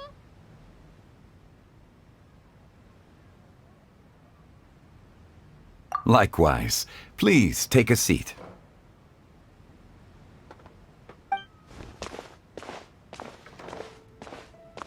Happy Lantern Rite! Are you having fun?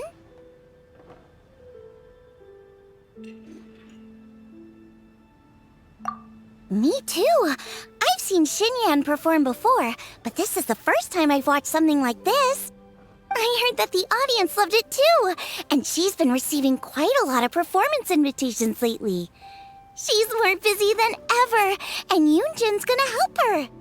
Yep, and they asked us to pass on their season's greetings to everyone. They hope we'll have a wonderful gathering. The performance was spectacular indeed. However, it gave Xiangling a huge burst of inspiration, which in turn gave us a bit of a headache. Us? Did Xiangling ask you to try out her dishes too? That, my friend, is beside the point. Watching you eat was enough for me.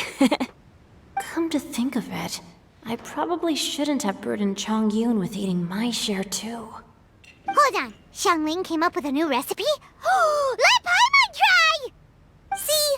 Someone here knows how to encourage people. Thanks, Paimon. Oh, and I have to thank Mr. Zhongli, too. He gave me lots of useful pointers that really drove it home for me. Oh, so that's what you were talking about before we arrived. Yes, since we'll be dining together, the topic of our conversation naturally revolved around cooking. Xiangling's ideas are truly unconventional. Her choices in both ingredients and spices are comparable to a melody dancing on the tongue. My suggestions were nothing more than the icing on the cake. Oh, the two of you always deliver. Now I'm getting embarrassed. Anyway, I'll get everyone to have a taste after I've adjusted the recipe based on Mr. Zhongli's advice. That sounds like it might become a little safer to eat. How about I sample the dishes next time? Speaking of eating, Paimon feels like we're missing someone. Oh, Huta was the one who invited us, but she's not here. And where's Guoba? Oh, Guoba volunteered to help Dad at the restaurant. You know, lots of people come over to eat during Lantern Rite. Without Guoba helping out, I probably wouldn't have had the time to accept Hu Tao's invitation. As for Hu Tao... The director went to collect a guest. She asked me to stay here and host you for the time being. Seems like it's almost time. Huh? Hu Tao went to fetch someone in person? Oh, that must mean they are super important. Could it be Kuching? Ningguang? Or Captain Beidou? She didn't clarify. And as her subordinate, I couldn't just pry into the details, could I? Ta-da! We're here! Oh, we're not late to the party, right? Right? Good thing the Conqueror of Demons and I are both as swift as the wind. And whoosh, we made it just in time.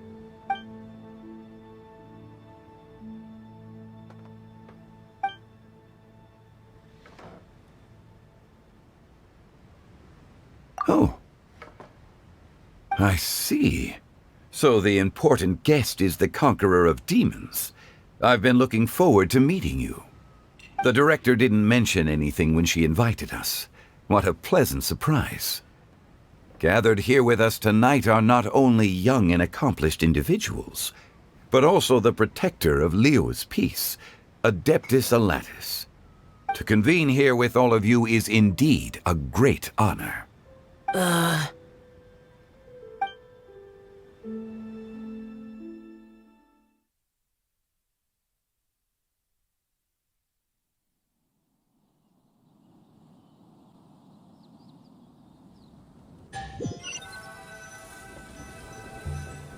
It's almost Lantern Rite, yet you took all the trouble coming here. The director has a way of making it difficult to decline. Rex Lapis, may I ask what troubles you? The director asked me to buy sesame oil in preparation for the celebrations. Huh. Then why would you come all the way to Wangshu Inn? I had a pleasant chat with Chef Yanxiao and received some spices from him. And, see? Here's some matsutake and a portion of ham.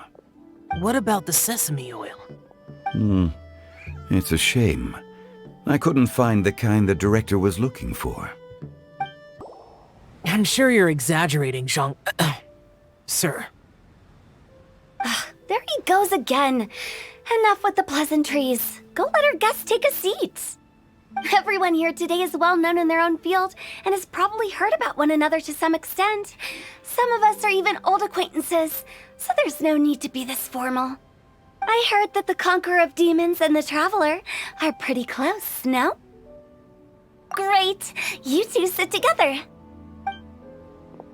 You should take a seat too, Director. Oh, finally remembered me? When we arrived just now, the host at Shinue Kiosk told me our dishes are almost ready. Perfect timing. Let's not wait any longer and ask them to bring out the food.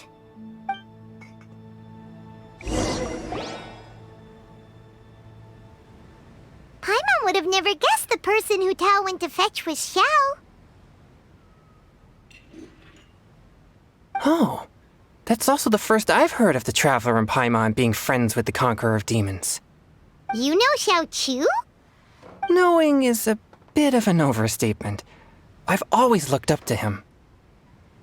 You might not know this, Paimon, but we exorcists have worked in close collaboration with the Conqueror of Demons for many generations, dispelling evil together, both in the open and from the shadows. Hard to imagine that thanks to Hu Tao, I've finally gotten the chance to meet him. Conqueror of Demons, I'm honored to make your acquaintance. Likewise. It is a great honor indeed to have a chance to meet the legendary Conqueror of Demons. Changyun has brought that name up quite a few times in the past. I remember you mentioning wanting him to understand the importance of exorcists. We know each other too.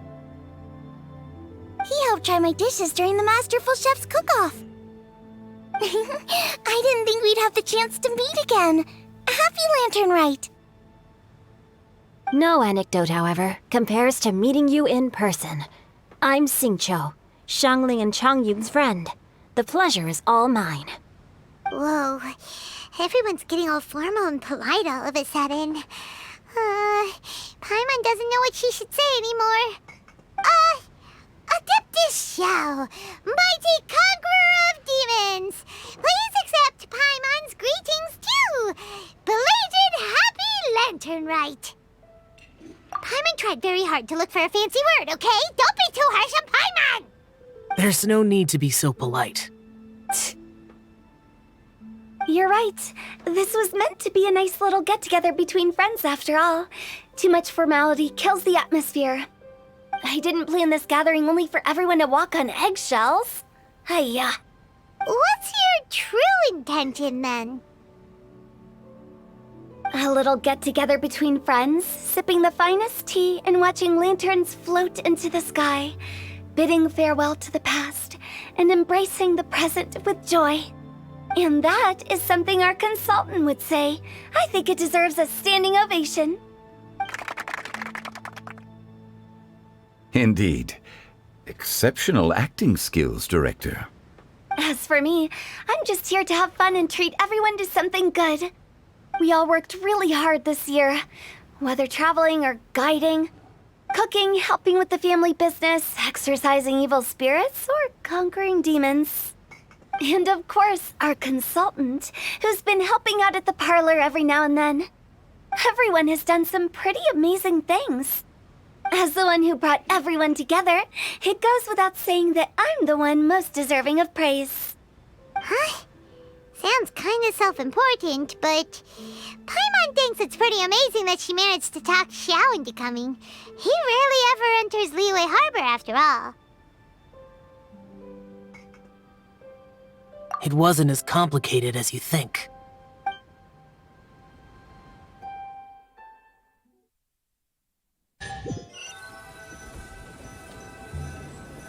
Okay, gotcha. Thanks, boss lady. It's not boss lady, just boss. And there she goes. What a lively girl. Conqueror of Demons, Adeptus Xiao. Guardian of Wangshu Inn, hero of Dihua Marsh. I know you're there. Quiet. Do not disturb the peace. Sorry, But you wouldn't show up if I didn't yell your name, would you? I know you.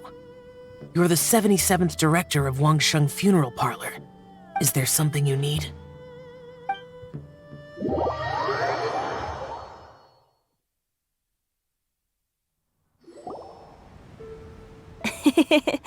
That does sound like one of Hu Tao's antics.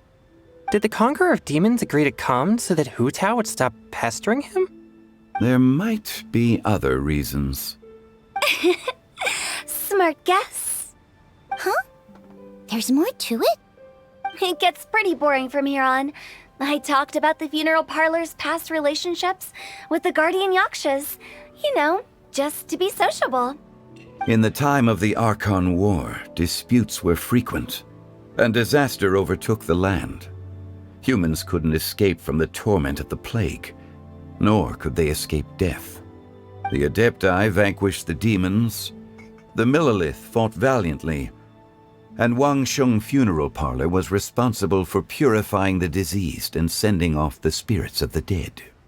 That is how the border between life and death was maintained during the war. And it effectively prevented further incidents from happening. That's right. 1 point for the consultant. But despite our deep-rooted connection, it still took me quite a while to actually convince him.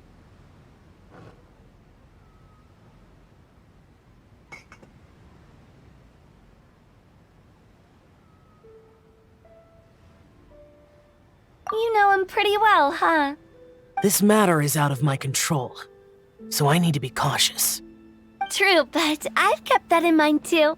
That's why everyone here today is in one way or another acquainted with elemental power.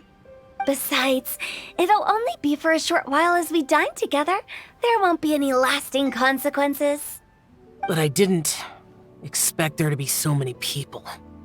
There's no need to worry, Conqueror of Demons. We're not feeling anything unusual so far.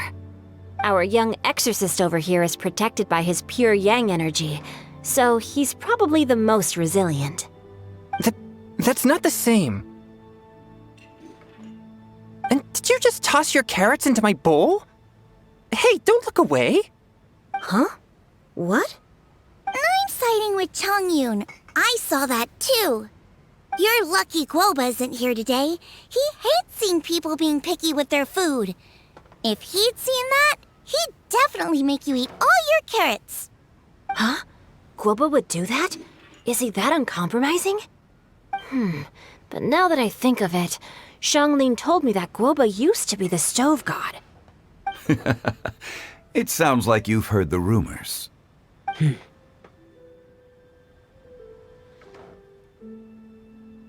I'm doing fine.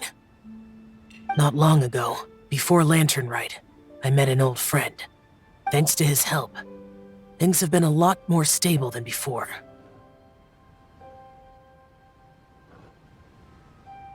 Right! Wait, what?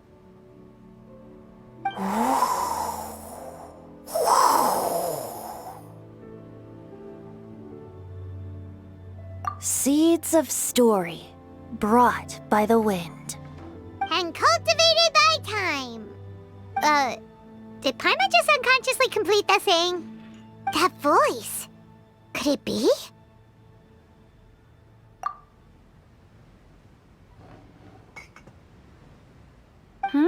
If I'm not mistaken, there's someone knocking at the door.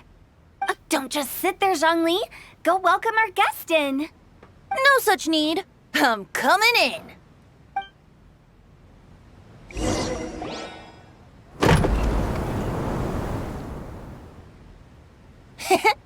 You finally let me in. Hello, hello. No matter if we've met before or not, this moment marks a brand new encounter. Old friends and new. Happy Lantern Rite.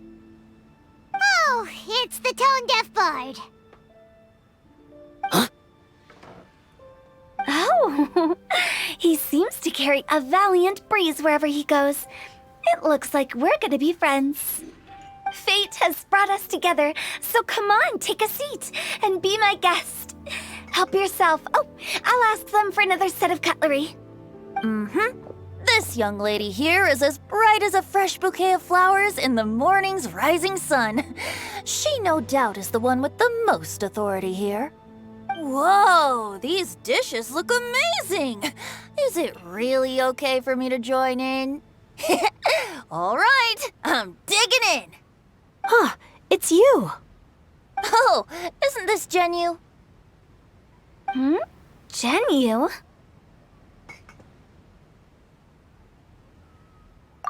Yep. Now that I've taken a closer look, you're a fan of Genu's works, aren't you? I met Xingqiu at a light novel convention. Ah, how I wish we'd met sooner. I never expected that there'd be another person in this world who could interpret Genu's new novel as thoroughly as I could. Venti, you're being too humble. Considering your poetic talent, your fundamentals are way more impressive. Could this new guest be Master Xingqiu's friend?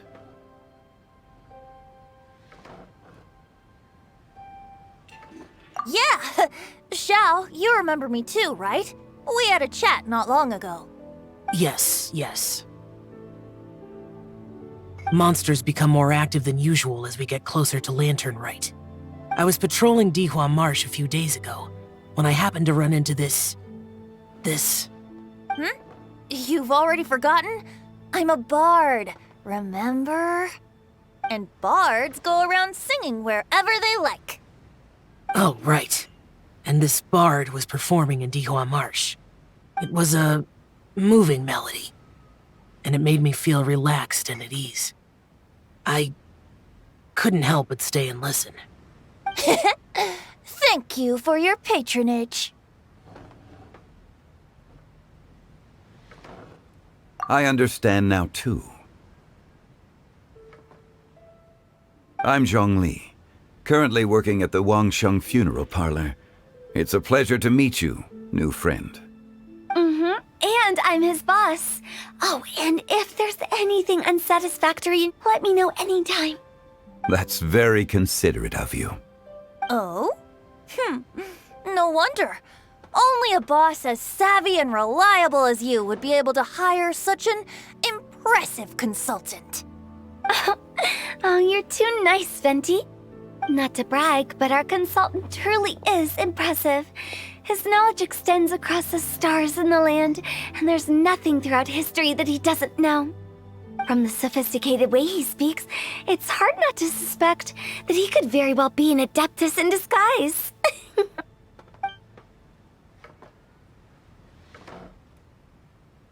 Xiao, you're an adeptus.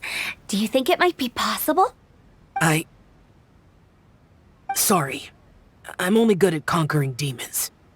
I'm afraid I don't have much knowledge in that matter. Really? But Paimon thinks you're super knowledgeable. Huh? Oh! Right! Xiao's a warrior. He doesn't come to the city very often, so it's, pretty normal for him to not know anything. Yeah. Really? I've actually heard a few things about Mr. Zhongli before. The guests in the tavern talked about this refined and courteous man who, instead of having wine at Mondstadt's finest tavern, ordered a cup of hot tea with the most complex name. Now that you mention it, I seem to recall that there indeed is a musician like yourself in Mondstadt. I've heard that he's elegant and amiable, his works witty and vibrant. It's no overstatement to regard him as the best bard in Mondstadt. Now you're making me embarrassed. I would say that Mondstadt's poetry is a little run-of-the-mill sometimes.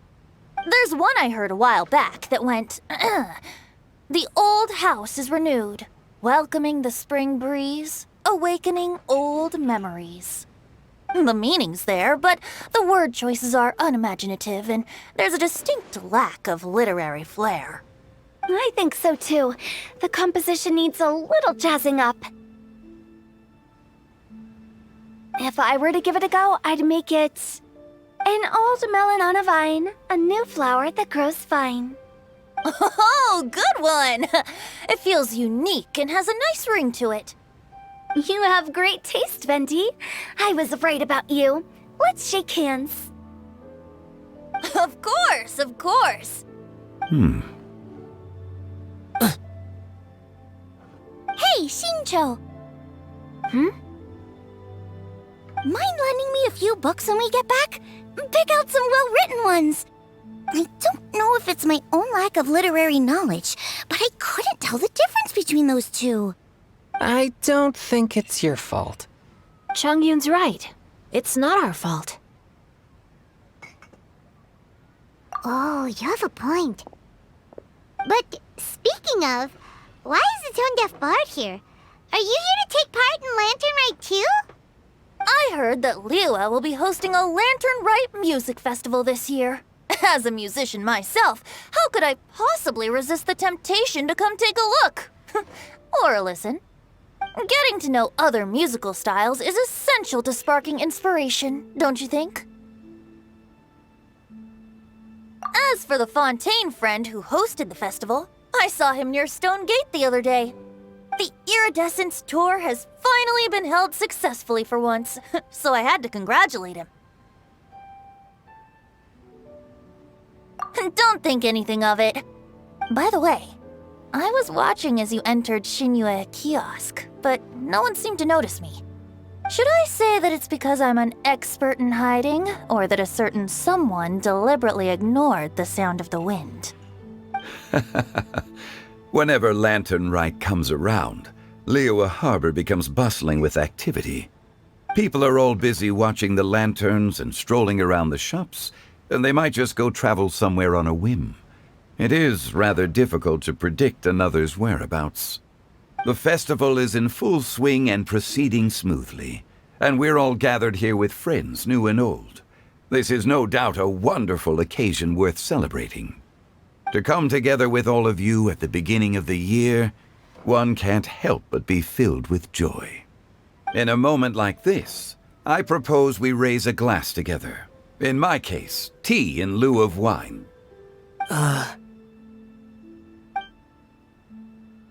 Very well said, Mr. Zhongli. That was exactly what I wanted to say. Now I'm getting a little self-conscious. I didn't cause you too much trouble barging in like that, did I? We usually drink wine during occasions like this over in Mondstadt, but since Mr. Zhongli insists on drinking tea, I'll give a toast with tea too. Everyone, thanks for the treat. You're welcome. As the host of this gathering, I hope everyone enjoys the food and drinks. May this year be better than the last. Considering that everyone may have other matters to attend to later, sticking to tea seems like a good idea. All of a sudden, they started proposing toasts. Should we? What's with the urgency?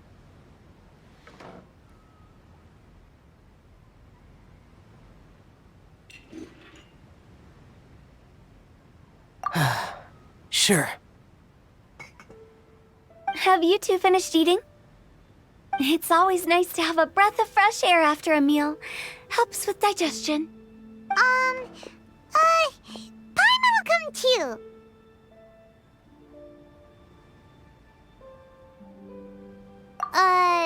Yeah?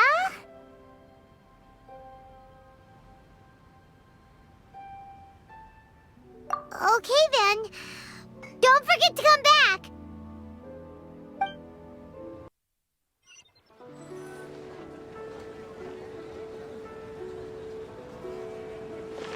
Are you all right?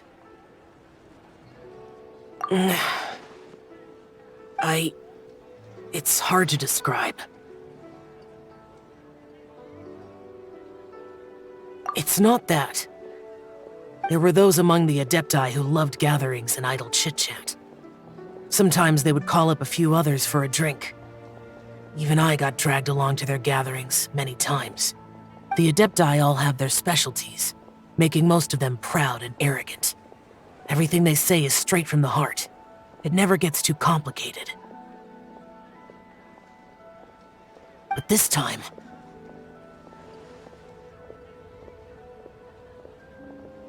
No. I didn't mean that. So you know his true identity. I'll get straight to the point then. The Animo Archon is a free spirit, and his temperament is as carefree as the music he plays on the flute. It's easy for a god like him to live in harmony with humans, and that's something I might never be able to do.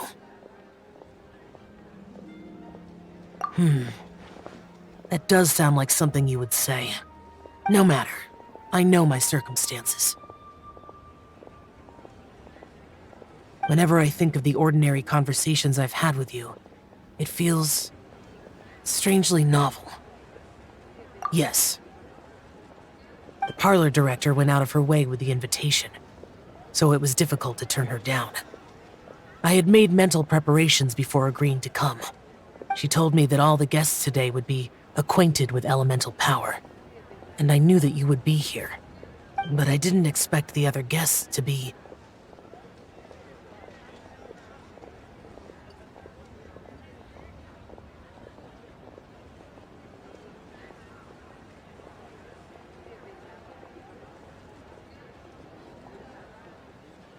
General Capisis always said that we should live in the present and enjoy every pleasant surprise. Perhaps that's what I should do with what I'm feeling now.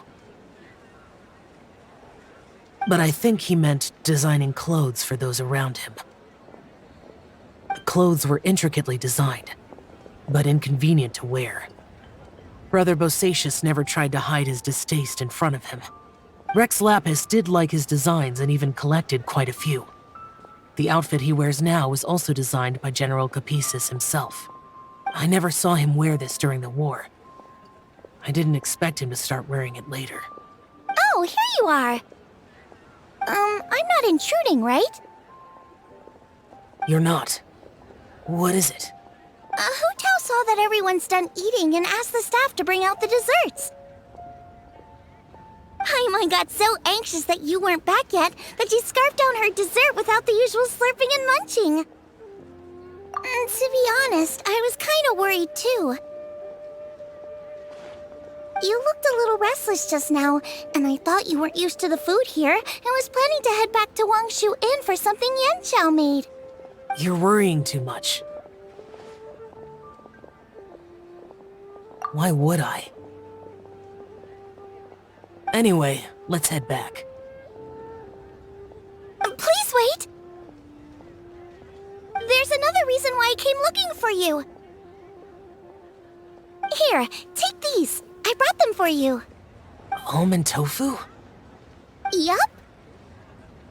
Since the Masterful Chef's competition, you could say that Yanxiao and I are not only competitors, but good friends as well. I visit him at Wangshu Inn sometimes to discuss our cooking. I heard him say that the esteemed guest on the roof loves nothing more than a good plate of almond tofu, so I learned a thing or two about the dish from him. I'll be honest, before Hu Tao invited everyone, she secretly came looking for me, told me about the guests she planned to invite, and asked me for some suggestions on what she should order. So I made a few servings of almond tofu for you guys in advance. Take them as a token of gratitude for your support. When I told Guoba that I was making these for you, he started eagerly running around the kitchen and helping a lot too. Thank you for the trouble. There was no need to... I'll take them. Thank you. And Guoba too. You're welcome. Oh, the almond tofu I made probably tastes and feels a little different from the type Yanxiao cooks. Please let me know if there's any improvements I should make. Okay. That's all. Alrighty, we should head back now. We can't keep Paimon waiting.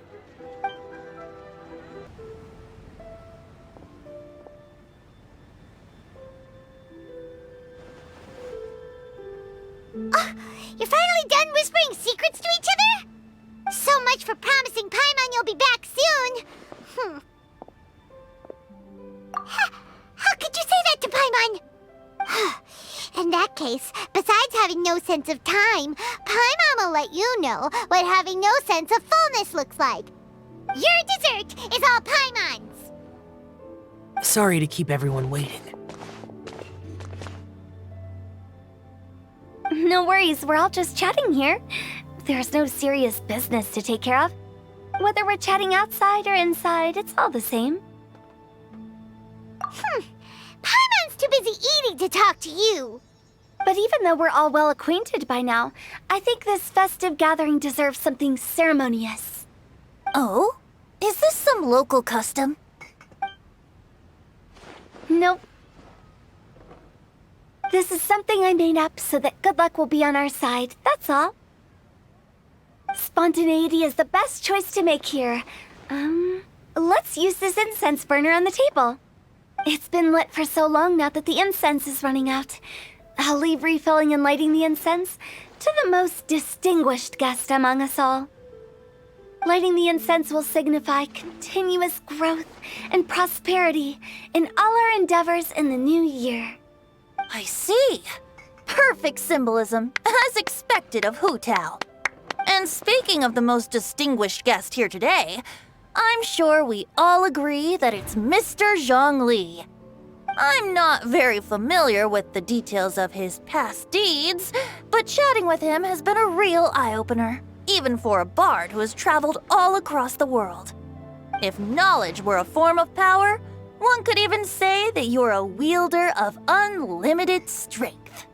But when it comes to having a way with words, the notable bard is certainly one cut above the rest. I just happen to have a good memory. It is such an unexceptional skill, yet you made it sound like an unparalleled talent. I am truly impressed. Since we all get to nominate someone...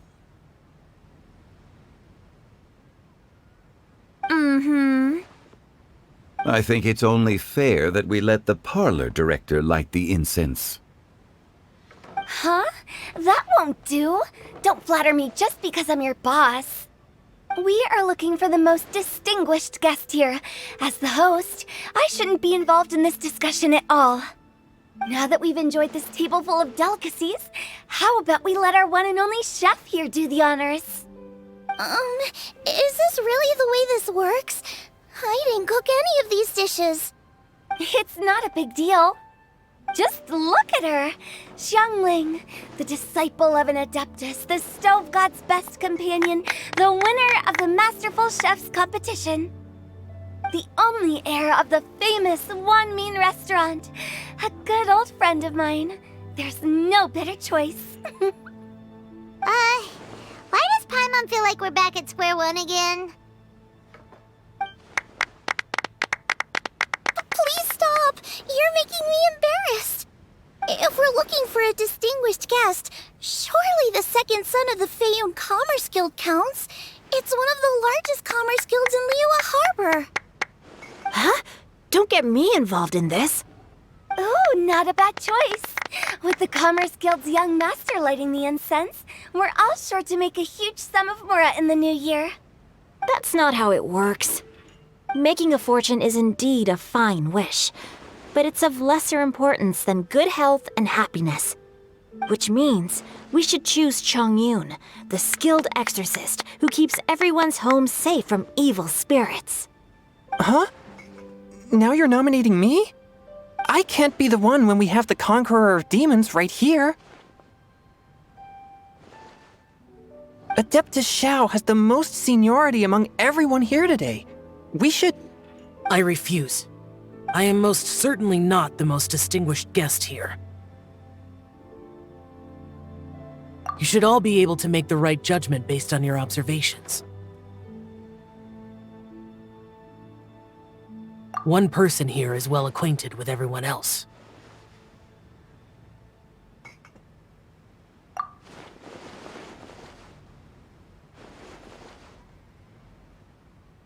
Oh, that's right! Even though you're always mocking Paimon, you're still pretty popular with other people.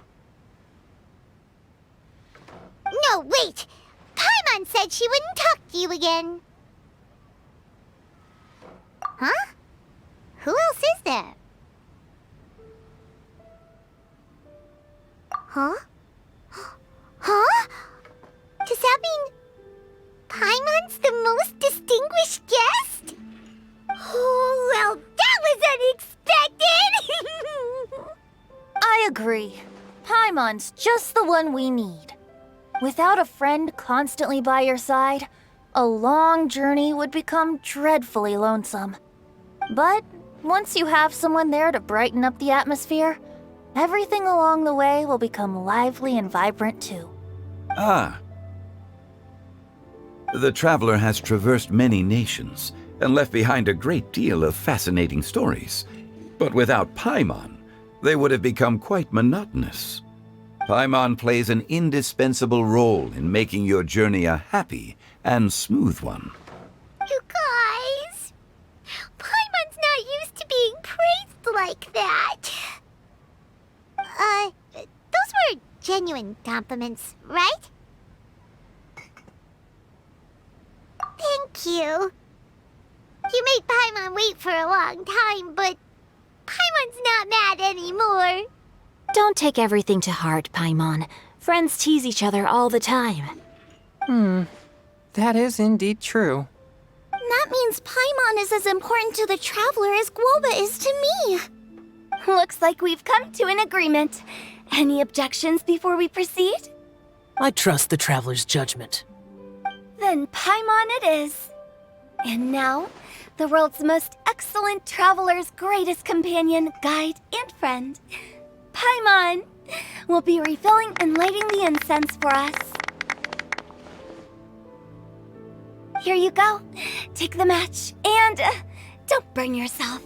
But if things go really wrong, here's the 2-for-1 coupon.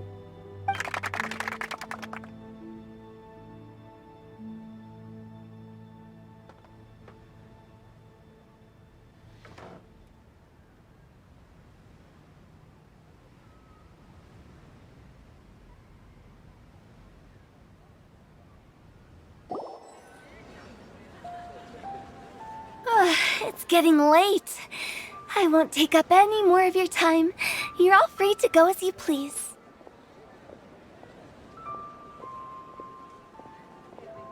Yep, the tea was amazing too. You don't have to go all polite on me. Just remember to come when I invite you next time. Let's see.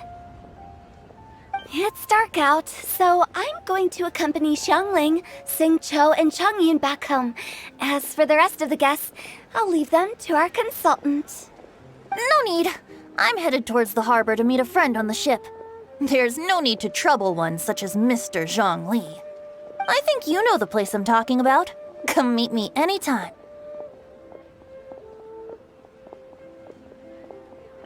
It was great getting to know you all.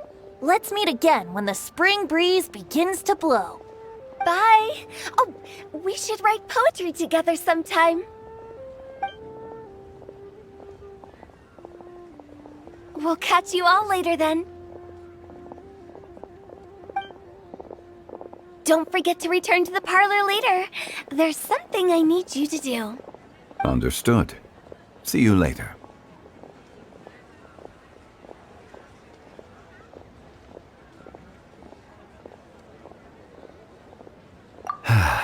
Well then. Rex Lapis.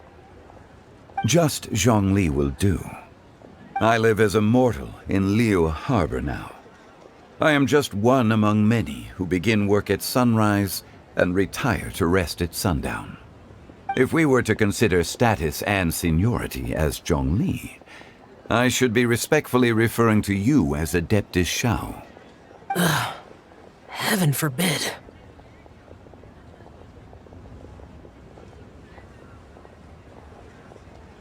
Not you too. I meant what I said. I heard that during the Lantern Rite Music Festival, you conferred with Streetward Rambler and Cloud Retainer. I take it as you've gained a lot more knowledge about the past?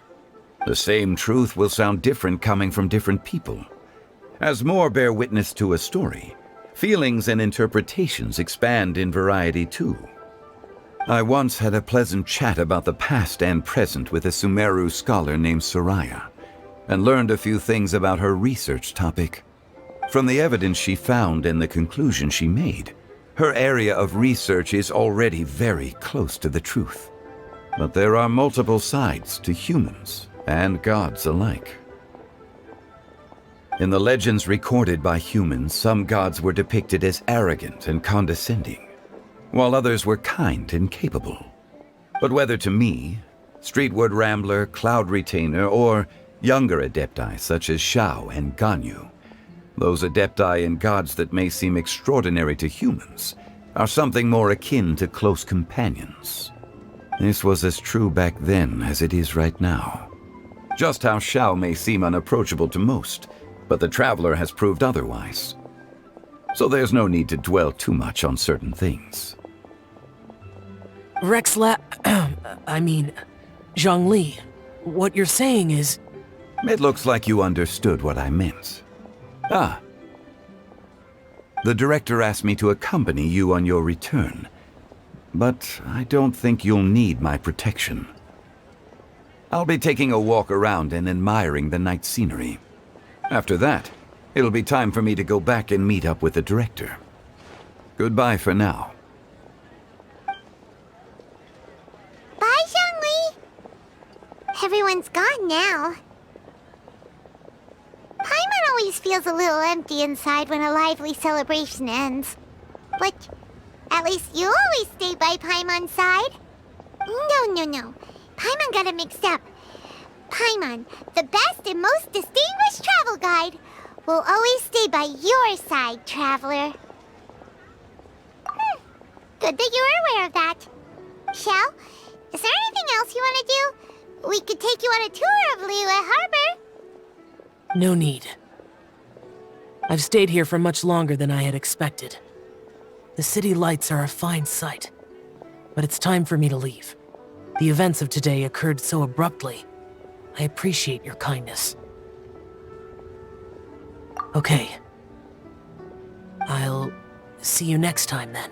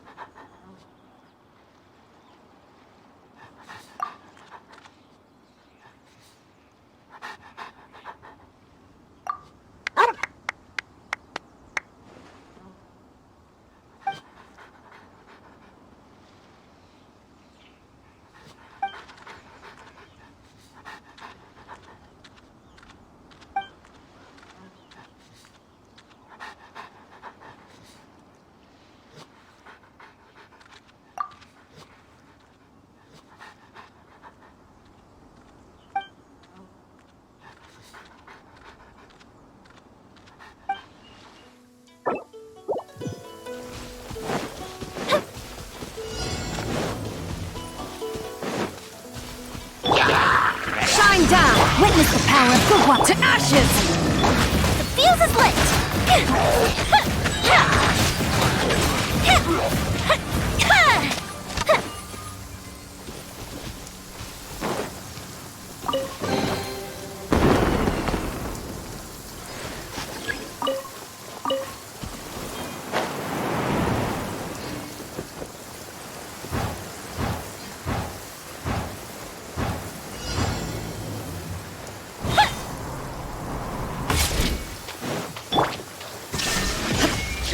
No, my sword! Rain cutter! Power that ended hunt! Fire hazard!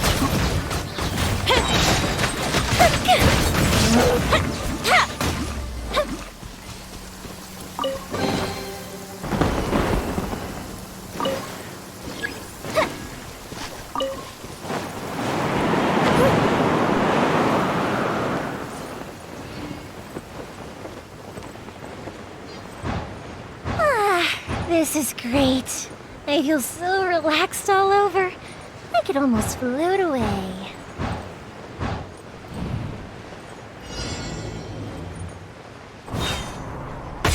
There is no escape! Witness the power of Gugwa! To ashes!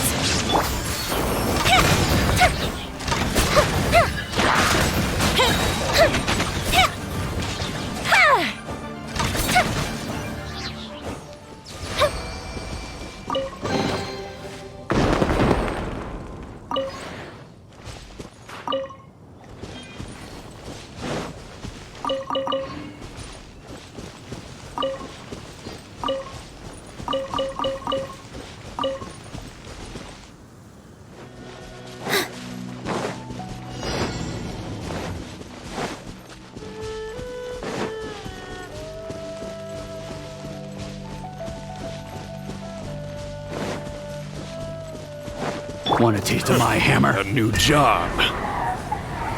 You're open! You're open! Cole, mine to commit. Game set. Fun is over. Quietly now. Positions. Yeah! Yeah!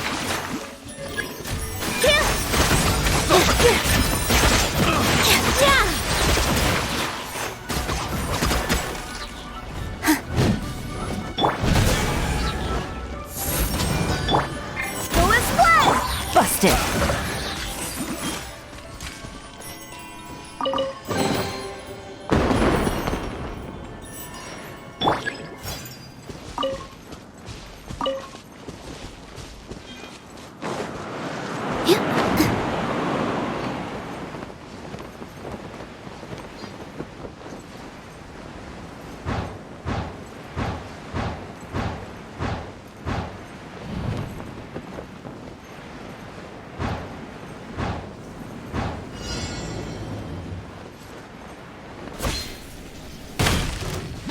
Barbados!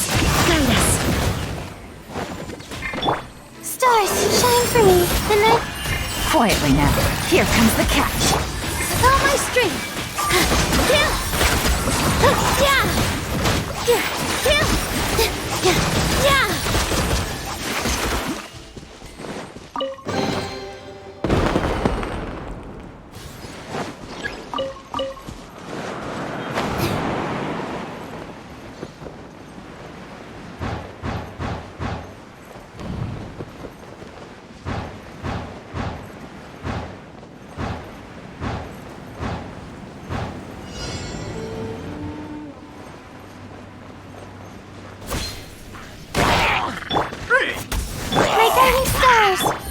Things are about to get dicey. Here!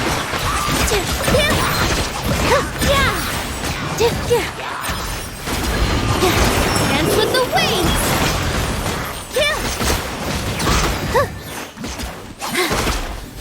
Positions!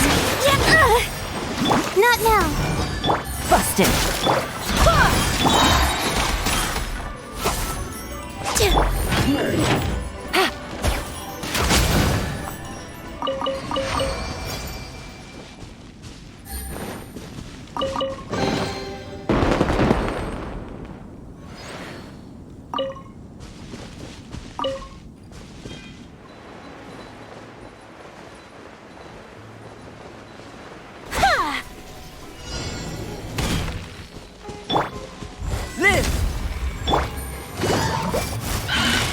Gotcha.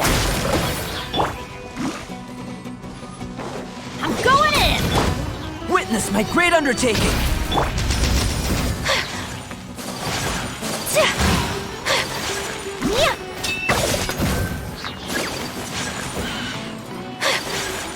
My opponent!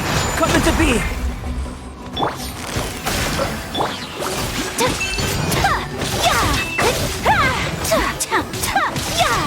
Take flight!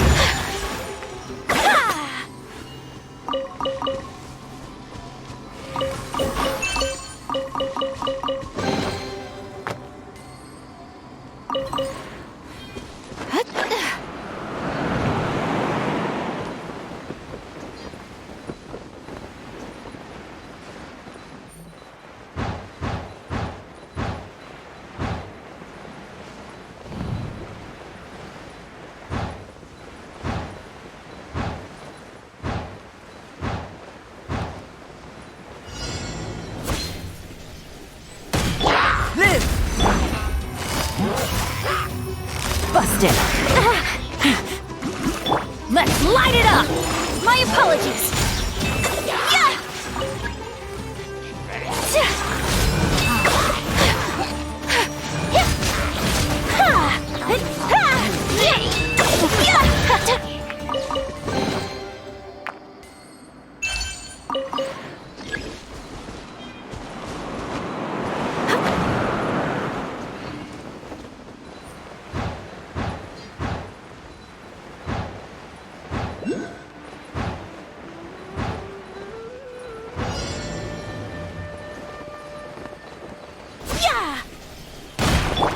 Coming to be!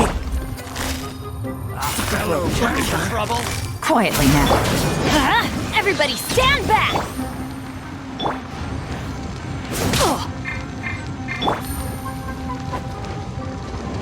Gotcha. Following orders. Well. Game's back. Time's over. Embrace the ice! I'm getting sick of time.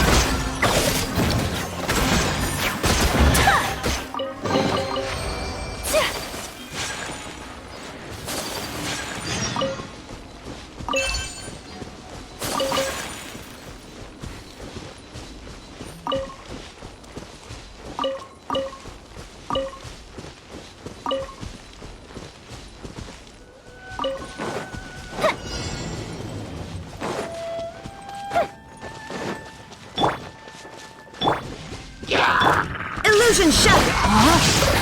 Ring cutter! Power that ended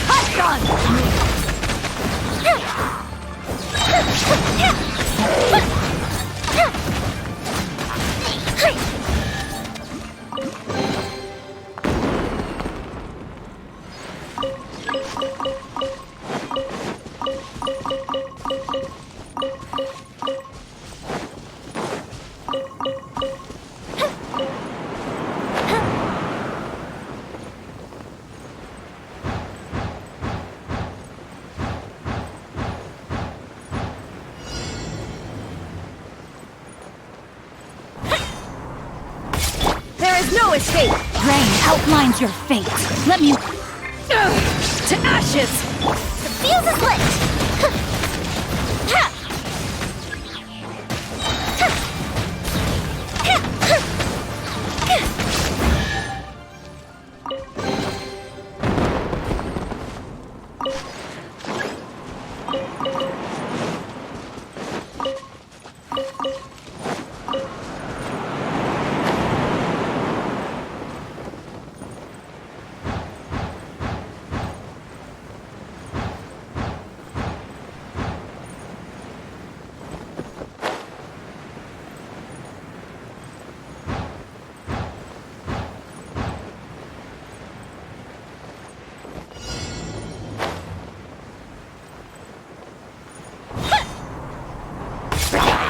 Shine down! Ring cutter!